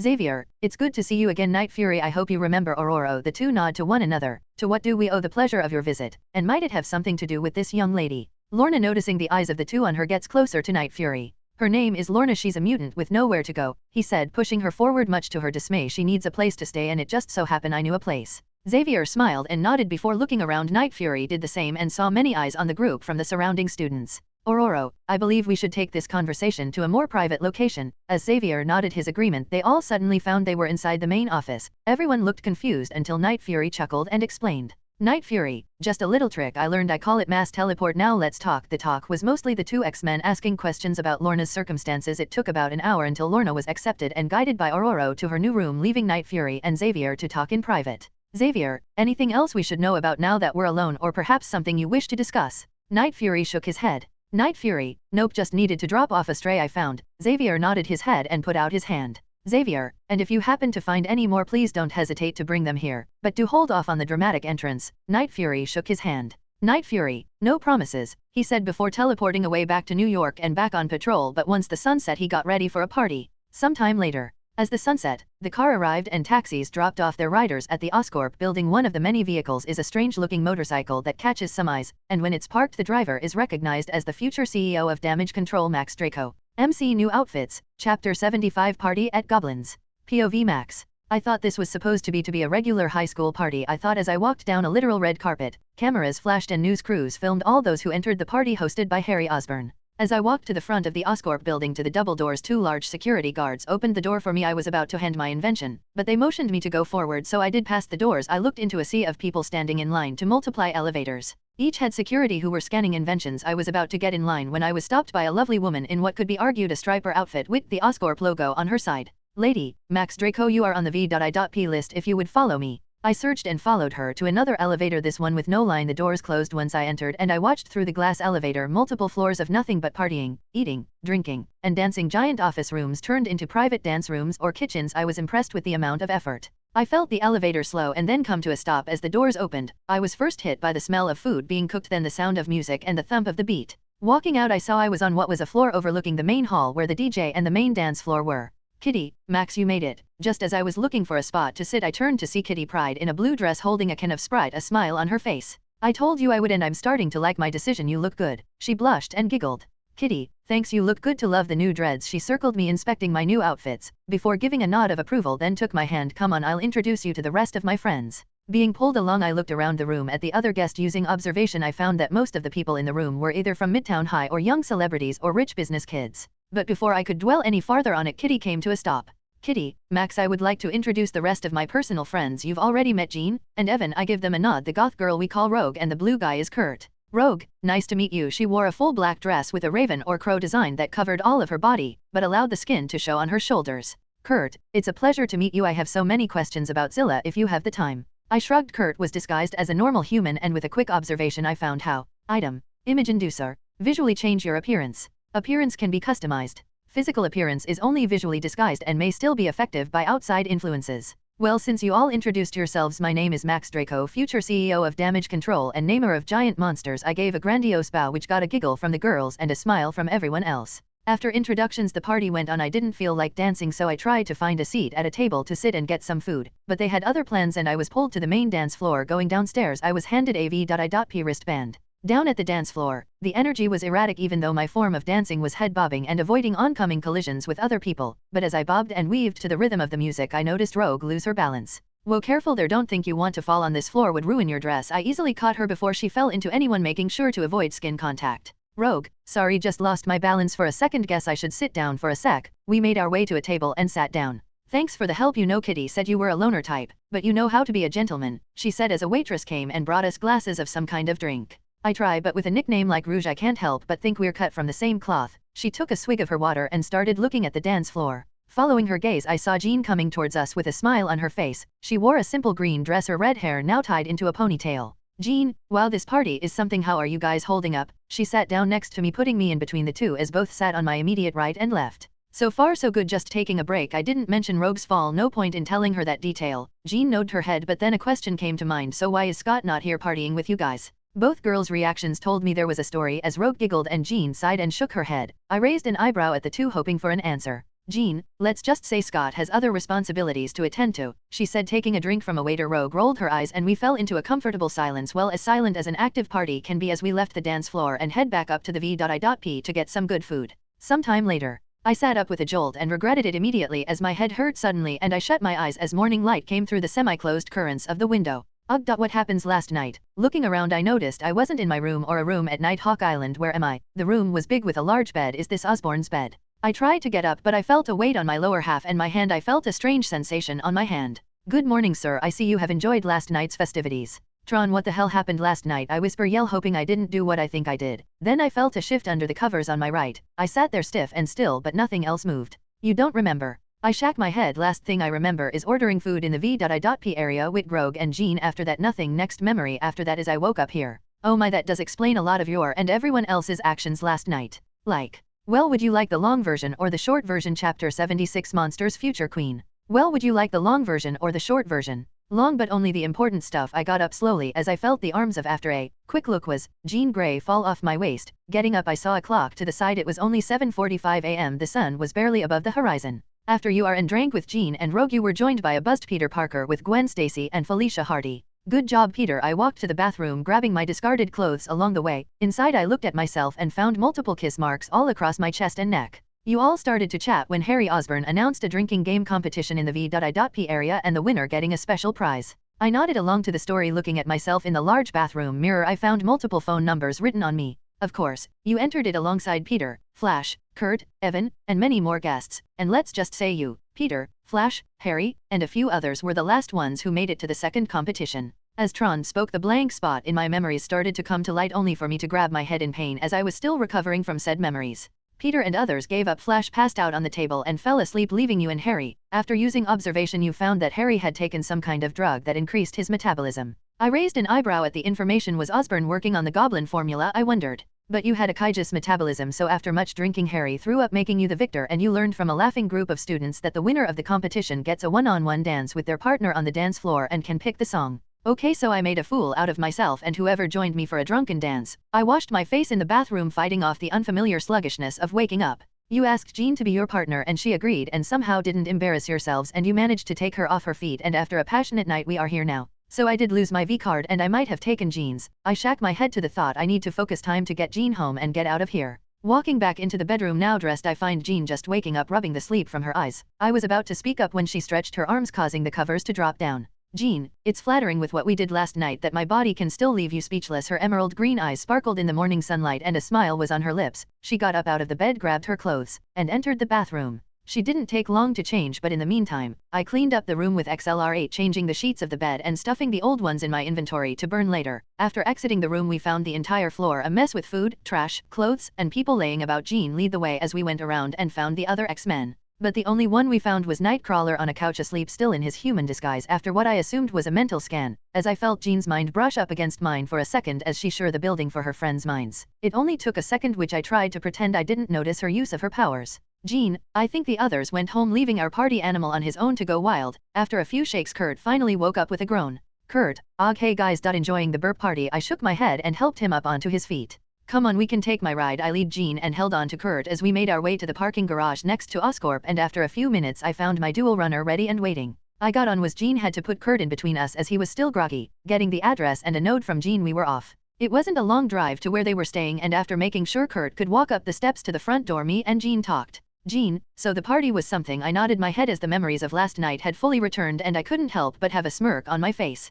Yeah, so where does that leave us? I was semi-okay with acting like nothing happened because I know some important characters and events were needed for Jean and Scott to be together, but something inside me now absolutely hated the idea of Jean being taken by Scott. Jean, I mean we shouldn't. I'm technically already with someone. She loomed down as the sentence left her lips and scoffed at her excuse. If you mean that meathead Duncan you and from what Kitty tells everyone is you were already going to dump him. Jean just nodded her head. Get off my bike and faced me. Jean, what about distance? We're only going to be here until winter break. After that we go back to Bayville, she said, crossing her arms. Bayville ain't that far, only an hour's ride if I rush 3 if the traffic is bad, and I wouldn't care about the drive if I knew you were waiting at the end. She blushed at the statement. Jean, will I DcMcu this is, she continued to stammer, which I found absolutely adorable for an Omega level powerhouse to be at a loss for words and blushing like a tomato. How about this, we go on an actual date next weekend. I'll take you out on the town, give you the real New York experience, then you can decide if we should continue our relationship, I said, trying to sound confident, but man was I nervous. We already had sex, but asking her out really put butterflies in my stomach. Jean, so I mean that sounds nice, I would love to. We exchanged numbers and at that moment Scott showed up at the door, looking down at Jean then looking towards me. I saw his visor shine red seeing how close together we were. Scott, Jean, is everything alright? He had obviously been training as he was wearing sportswear and was still sweating. Jean, I'm fine. Scott just thanking Max for giving Kurt and me a ride home. He came down the steps and stood beside her, putting a hand on her shoulder. I had to hold down a growl at seeing it. Scott, guess I should introduce myself. Scott Summers. He put out his hand and I took it for a handshake. Max Draco. As we shook hands I felt his grip tighten, but I easily matched it, which seemed to stump him as we ended the handshake. For a few moments we said nothing and just stared at each other until I had enough. Well, I best be going if I want to beat the morning traffic home. See you later, Jean, and say hi to the other for me, I said before taking off down the road, but just as I turned a corner out of their view. Warning: user has been forced into the mirror dimensions. I stop my dual runner and look around me only to see the once active street I was on now empty except for a figure dreaded in yellow. Max Draco, or should I say Night Fury. I immediately equip my dual disc into my dual runner and use observation. Name, titles Sorceress Supreme, LV error, stats, STR, Dex, Int, Energy, Skills, error. I am the Sorceress Supreme and I think it's time we introduce ourselves, she revealed herself, pulling up her hood revealing the MCU Sorceress Supreme and future mentor of Doctor Strange. A/N, hey, hope you guys enjoy this chapter, and to make a quick announcement, I just realized 2 chapters of my new book God of Games in the Multiverse, hope you guys enjoy that too. Chapter 77 Monsters and Magic. SS equals Sorcerer Supreme. POV Max. Location, Mirror Dimension. Looking at the woman in front of me, my instinct as a monster flared, causing me to go on edge. If I didn't know who she was I would think she was some strange monk, but after rapid switching of monsters my other senses couldn't detect her, meaning this was either a projection or she was hiding her presence. And what would we have to discuss? Sorcerer Supreme. She did nothing as I spoke her title, but I could sense something was off as soon as I spoke, but I couldn't tell what had changed. SS, you know my title so you might know with it I and my students defend the earth from mystical and other threats. That's when I noticed what had changed. There were others hiding in the buildings and the rooftops. I couldn't tell how many or even if they were illusions, but I wouldn't take that chance.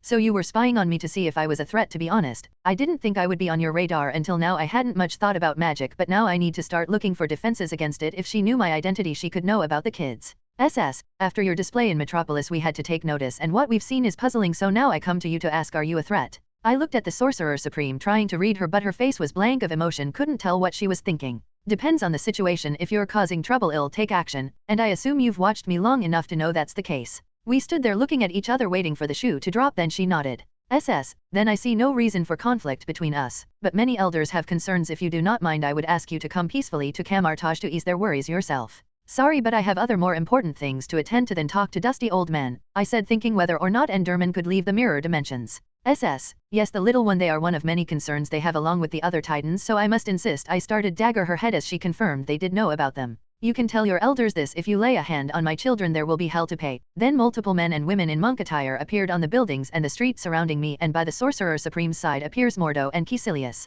I believe it's time to leave. Fuck that, they force me into the mirror dimensions to interrogate me and admit to spying on me and my kids only to then ambush me. I was pissed and unleashed my Titan's aura full power. All of the monks around me dropped to the ground unconscious, but the Sorcerer Supreme, Mordo, and Caecilius put up a barrier around themselves, but I can see they're breathing heavily and sweating bullets. YOUDARETOAMBUSHME. Whoa, I didn't know my aura affected my voice. I sound terrifying. Looking at the only 3 standing I watched as their skin lost color. I wonder what I look like to them. I pull up next to them in my dual runner, and as I got closer the barrier of Mordo and Caecilius begins to break as cracks start to form on them, but the Sorcerer Supreme still holds strong as she focuses on keeping it up, but also on me as I drive up to them. TAKEMEBACKORIKILLTHEMALL. I pointed my diamond sword toward the unconscious body and got a hesitant nod, and I found myself back in the real world. POV third person. Location Camartage. Mordo, Master, I know it is not my place to question your intentions, but are you sure it was wise to anger Night Fury like that? The man stood overlooking the training yard as elders of the mystic arts trained the next generation. Next to him stood the Ancient One, Caecilius, to cast all those illusions around him and dispel our invisibility as if we were to ambush him. And why act as though you were weak and affected at all? The man paced, staring at the Ancient One, who said nothing as her two disciples talked. A threat is on the horizon that I fear will be too much for any one of us to face alone. Both men looked between one another. With the age of heroes once again upon us, we must test them and gather information before the threat can show its hand. Mordo, but why Night Fury? He is powerful. Yes, but still young and inexperienced. Caecilius nodded his agreement, but the Ancient One smirked at the two.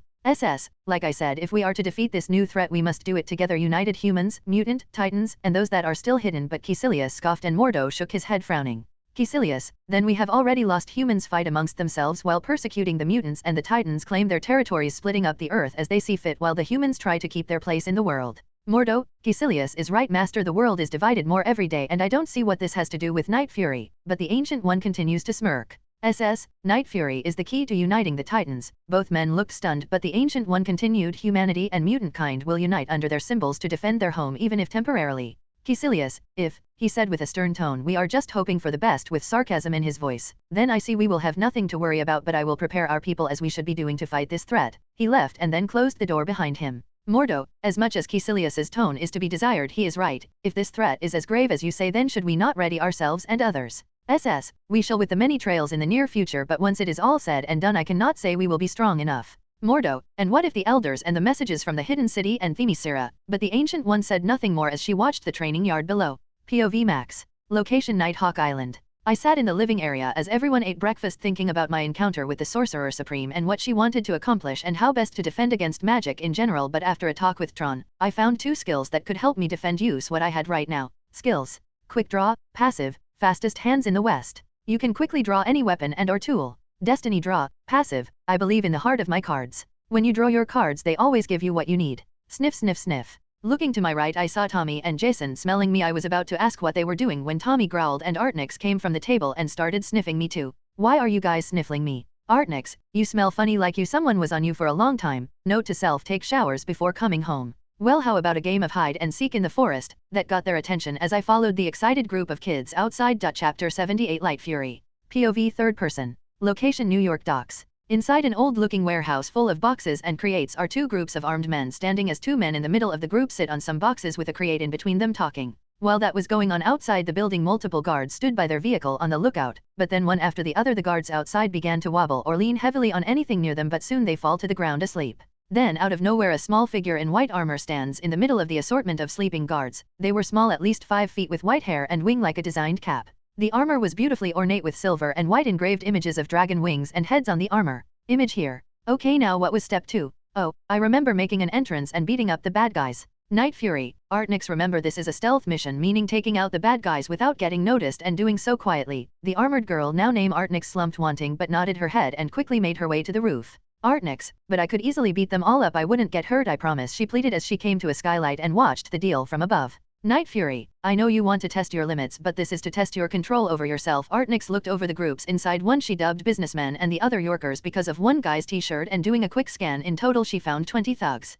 Quietly she opened the window, turned invisible, and got to work taking down one after the other with a burst of sleep powder, a new ability Night Fury had given her and she had quickly mastered, while invisible, releasing a burst of the powder in people's faces, knocking them out cold. Guy #1, then I believe is business, the talking businessmen said as all side got their men together. Guy #2, yeah, hey, didn't why, and just like that everyone in the room was on the ground asleep, Artnix in the middle of them. Then in an instant Night Fury appeared next to her. Night Fury, not bad for your first patrol. Now let's see what these guys were selling. Tying up all the sleeping beauties, we opened the back of one of the SUV, finding multiple boxes. Forcing one open, he found Chidori weapons and armor. The next box was the same, but with observation he found out that the weapons were mixed and matched with human tech. Artnix, whoa, what are these? She went to grab a small purple crystal device, but Night Fury stopped her. Don't touch anything, go watch over our napping friends and make sure they stay asleep, okay? Artnix nodded and did just that, while Night Fury, using his inventory, got out the earpiece he got from S.HEI.L.D. Fury, so I see you finally got the earpiece working. Night Fury, knew you would use it to track me, so kept it where you couldn't. Anyway, I need you to send someone to my location. Fury, sure, while they're out there gonna drop by a McDonald's. I ordered some chicken nuggets, you want something? He said sarcastic. Night Fury just chuckled dryly. Night Fury. Okay, I stopped an arms deal and the arms that they're selling is alien weapons figured S.HEI.L.D would rather the trusted NYPD didn't get their hands on alien hardware. Fury. Wait right there, then the connection cut out. 5 minutes later. POV Night Fury. I watched as the Quinjets landed and out came many S.HEI.L.D agents, but the one I was focused on was the figure of Maria Hill making her way towards me as her agents got to work getting cuffs on the dealers and sellers and grabbing the weapons. Maria, Night Fury. She said nothing more but her eyes dropped to the small figure standing next to me, and who would this be? Before I could speak, Artnix spoke for herself. Artnix, you can call me Light Fury, miss, she said with conviction. Maria smiled at her and raised an eyebrow looking at me. Maria, I knew you were taking notes from the bat but didn't think you would copy his whole playbook. I just shook my head. Can we just focus on what's important, like alien weapons and tech in the hands of street-level thugs? Maria simpler nodded her head. Maria, S.HEI.L.D has been tracking down and putting away any and all pieces of alien tech since the invasion and Superman's brawl with Sid and his people, but then as soon as the scavengers see their chance she went quiet after that, watching her agents look over the scene. Light Fury, can we go back on patrol? No, the secret agents are here now. She looked from me to Maria, who chuckled at the girl's antics and looked towards me. Maria, we can take things from here. Night Fury, and before you go, Nick would like a word with you and the Fantastic Four tomorrow at noon. I nod, patting Artnix's head, and teleported away. After some time. So how did you like being a superhero? I looked to my side to Artnix, who was eating a pretzel that a stand gave to her after stopping a robber. Light Fury, MHN. Awesome. MHN. I shook my head as she took another bite out of the snack, her mouthpiece and helmet at we're off, allowing her to eat, and changed her hair back from silver white to its raven black. It was the beginning of morning as the sun just began to rise. We sat on the top of my apartment building, legs hanging off the edge. Since you like being a superhero so much, you're going to need a symbol, don't you think? I pulled out a shield much like my own but with a few differences, the first being the dragon on the front and its color being night black. Image here. Artnix nearly dropped her pretzel as I brought out the shield. She stared at the shield with wide eyes sparkling in the morning sun. And you'll need something to watch your back and pull out some extra surprises. I handed her Inferno, the extendable short sword of Hiccup from How to Train Your Dragons, and one of the first items I got from the system. Artnix did drop the pretzel this time and nearly toppled me and her over the side as she jumped into me with a tight hug. I put her items in my inventory as I felt and heard the muffled thank you that came from my chest. Items. Inferno/Gronkle iron sword, stronger and lighter than regular iron and steel. Retractable blade. Zippleback gas, release a cloud of hideous zippleback gas that once ignited will cause an explosion. Flammable blade, can add fire damage. Dragon's charm, can pacify lesser dragons and dragon species. Gronkle iron shield, lighter and stronger than regular iron and steel. Retractable. Crossbow mode. Grappling hook. Smokescreen. Once she calmed down and I cleaned her face and my chest piece, I brought her in and fixed her some food. She sat at the table with her new sword and shield both retracted into their compact forms. I sat and watched the news talk about the new sidekick of Night Fury called Light Fury, a smile on my face as the news went over what little information they had about this new young hero. She did well for her first night on patrol. Yeah, much better than I expected. The whole night I was nearby watching over, waiting for a reason to intervene, but one never came. Do you think S.HEI.L.D will try to recruit her? Oh, I have no doubt that's why Maria was so smiley to her. Too bad Artnix won't be patrolling solo for a while. But other groups will take interest in her. Then we give them something else to be interested in. Time for Zilla to go for a swim. What about the meeting with Fury and the Fantastic Four? Oh, I'll be going to that too with the help of this guy. Monster Splixon. LV-1. Stats. STR 16. Dex 30. Int 18. Energy 700. Skills. Self-duplication. You and what army? 100 energy. Duplicate yourself. The more copy, the more of a headache you'll get when they come back home. And in a flash of light, a copy of me appeared and it stuck out its hand and I took it. Max, well, I best be off. Don't worry, I won't do anything we wouldn't. Good luck with the Fantastic Four. And with that, he teleported away. Using the minimap I could see he teleported in the middle of the Atlantic. Well, that was interesting. Why was he in such a hurry? You mean you want to talk to Nick Fury and Reed Richards, and if you think Artnix won't be coming with you, I suggest you turn your left. Looking to my left, I found Artnix in her armor looking up at me with puppy dog eyes, shield on her arm and Inferno on her hip. Fine, but got take a nap. You've been up all night. She quick nodded and went into the guest room. And don't sleep with your weapons in your bed. I didn't hear the response back as the door closed. A/N. Just for some clarification, the duplicate can use all of Night Fury's monsters and items. The drawback is the original can't use said item or monster while the copy is using them. Chapter 79, The Monster Problem. POV Night Fury. Location, Baxter Building. I stood in what was a large meeting room. The Fantastic Four on the wall where Reed Richards sat. To his right were Nick Fury and Maria Hill, and to his left was Dr. Ishiro Serizawa and his team with Dr. Nico Tatopoulos with his. Also joining us, much to my surprise, was General Thunderbolt Roos and Major Hicks with a small retinue of people. Reed, now that we're all here we can begin now. Dr. Ishiro Serizawa, the floor is yours. Reed hands the man a remote as a projector on the table turns on, showing a 3D model of the Fantastic Four. Saraizawa, gentlemen, as you are all aware, Monarch was founded to locate, contain, and study what we now call Titans. The image changed to display videos and pictures of different Titans so far seen by the public. So far we have successfully contained 10 Titans and have established base on every continent and ocean. Next appeared the Earth with dots indicating contained Titans as green and Monarch bases as black dots. Then Saraizawa nodded to Sam. Sam, but more Titans are being found every day, and thanks to Reed Richards we have scanned the Earth using readings from all contained Titans, and this is what we have found on the globe: blue dots on non-contained Titans and orange dots for potential Titan location. Ross, so what are we going to do about these things, and why is the masked vigilante here? He pointed towards me as I leaned against the wall away from the crowded table. I glared under my mask at the aged general. Reed, Night Fury most likely has the most information on Titans and their potential behaviors and actions. Pulse, he was the one who brought Monarch back. Everyone's eyes fell on me, but I didn't move from my position. It would be a mistake to leave him out of these talks, motioning back to Sam, who nodded. Sam, right, and as for your other question, General, we have plans to continue containing Titans as quickly as possible. However, we have found some that will be troublesome. Which ones in particular? Sam sputtered a little and I felt eyes on me again. I had been quiet before the meeting even began and up to now. As I watched everyone, including our surroundings, this was the Baxter building. After all, the thing gets attacked at least once a week. Saraizawa, Titanus Leviathan and Titanus Anguirus have avoided all attempts of containment, but both do avoid major human civilization, so we set up monitoring posts for the time being. The globe showed each Titan assumed location and territory. Leviathan was located in Scotland and Anguirus was on the border of Mongolia and China.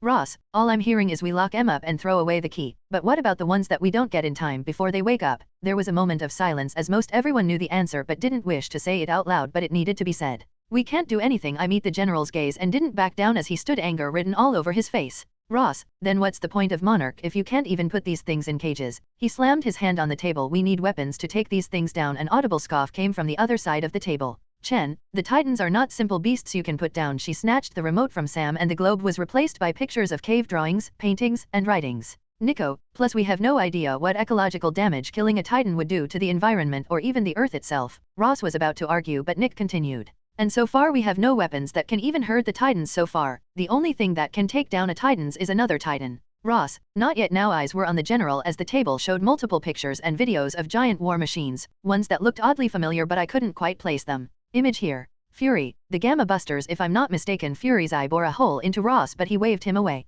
As pictures of soldiers in advanced suits and weapons followed behind them and heavily armed helicopters flew over them. Image here. Ross, a division of specialized soldiers and equipment to handle gamma radiation and other special threats. Colonel Hicks pulls out multiple folders and passes them around the room, including me, much to my surprise. And now, by order of the President of the United States, the Titans are also under that preview, effective immediately. Monique, scoff, you Americans and your big toys couldn't do anything to the Hulk. What hope do they have against the Titans? A grin formed on Ross's face just for a moment, but he quickly hid it as Saraizawa stood once again. Saraizawa, the point of Monarch is to contain and study them so we may one day live in peace with them. What you are planning, General, is to use our research to kill them. Goes against the reason we were founded. Ross, what you want to make these things our pets, he said with a chuckle in his voice, but I saw the look in Saraizawa and I knew what came next. Saraizawa, no, we would become theirs. Ross looks like he just got punched in the face while everyone else looked confused by the statement. I smiled under my mask. Not a bad idea considering we only have one Titan that likes humanity. Pictures of Zilla appeared on the table fighting against Syrax, Nanobite, Quetzalcoatl, and El Gusano, and with Quetzalcoatl and El Gusano under his command we can make that number 3.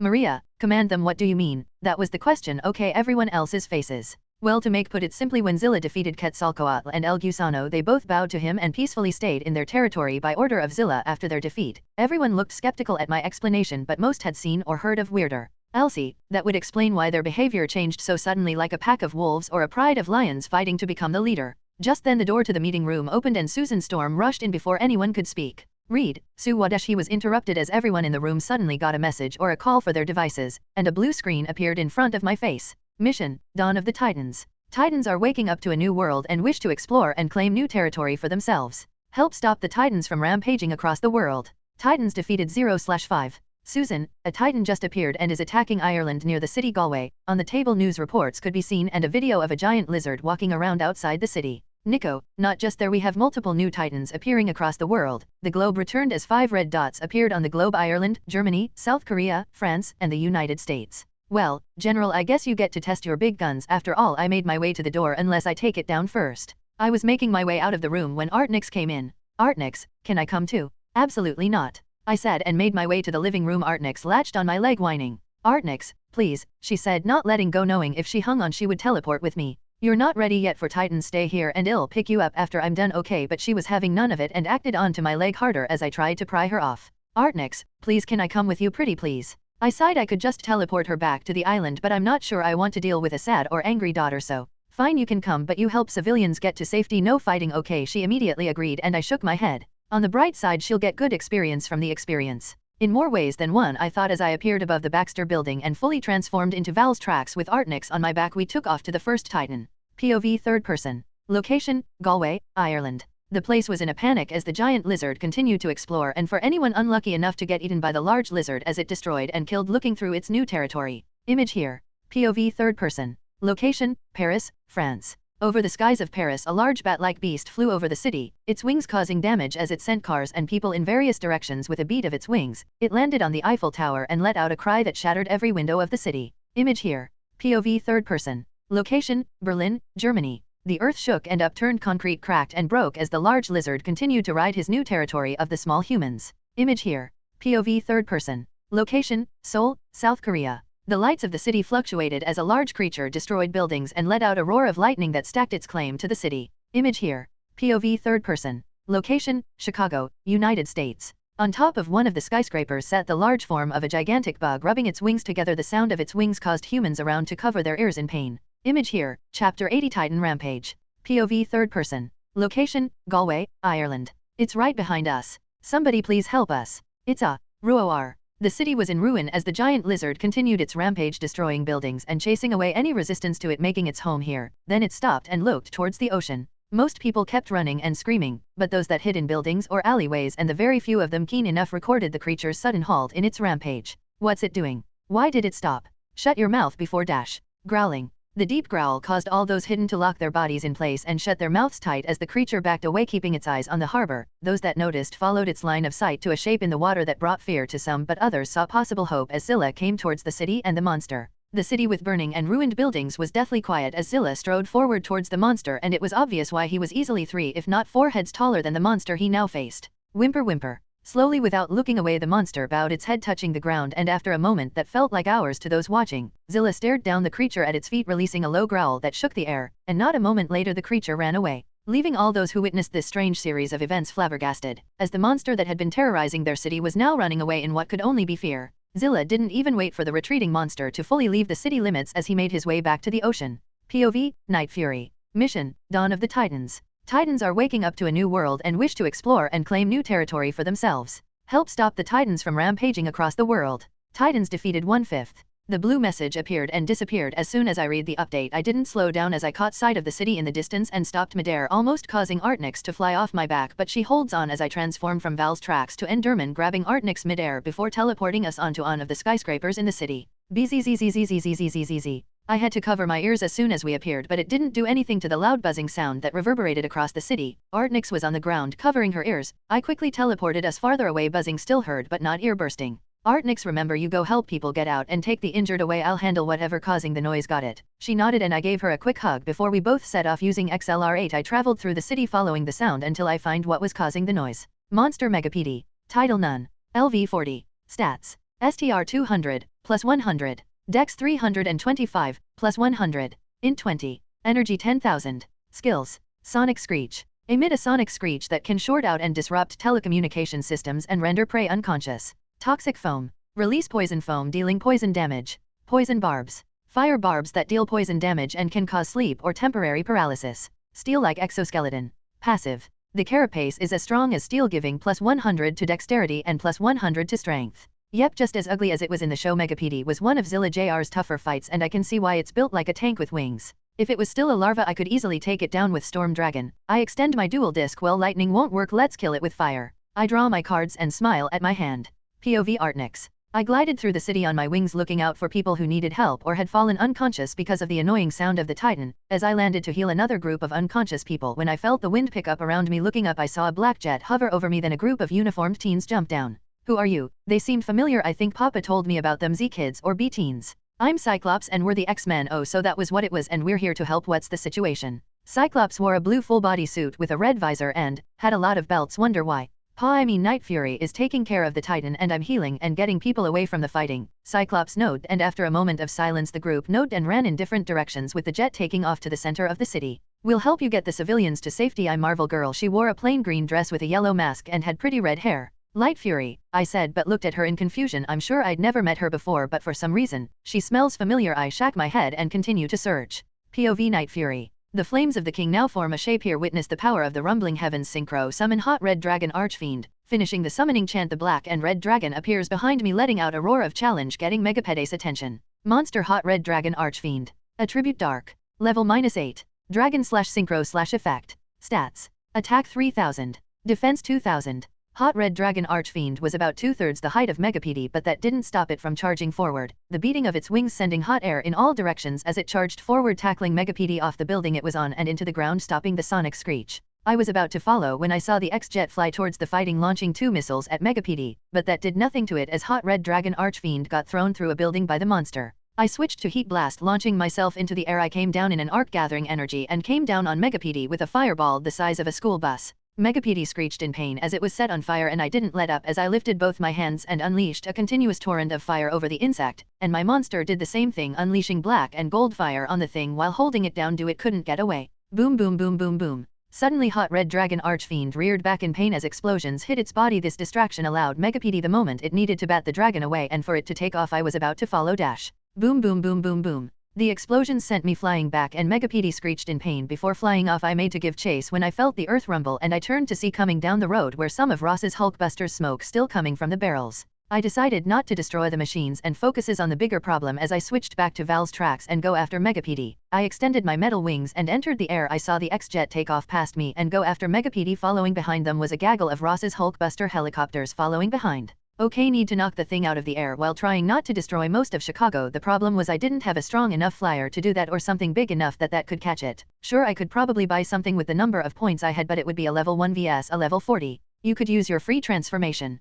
1 temporary transformation. Can transform into any monster or mech from the shop for 1 hour. No, I'm saving that for an end of the world situation. Not a one rampaging insect. I felt the air around me increase in temperature and I looked to see hot red dragon archfiend by my side, but damaged as it bleed from multiple spots on its body. Well, if one could do so much, why not another? I extended my dual disc and drew a card and began to come up with a plan.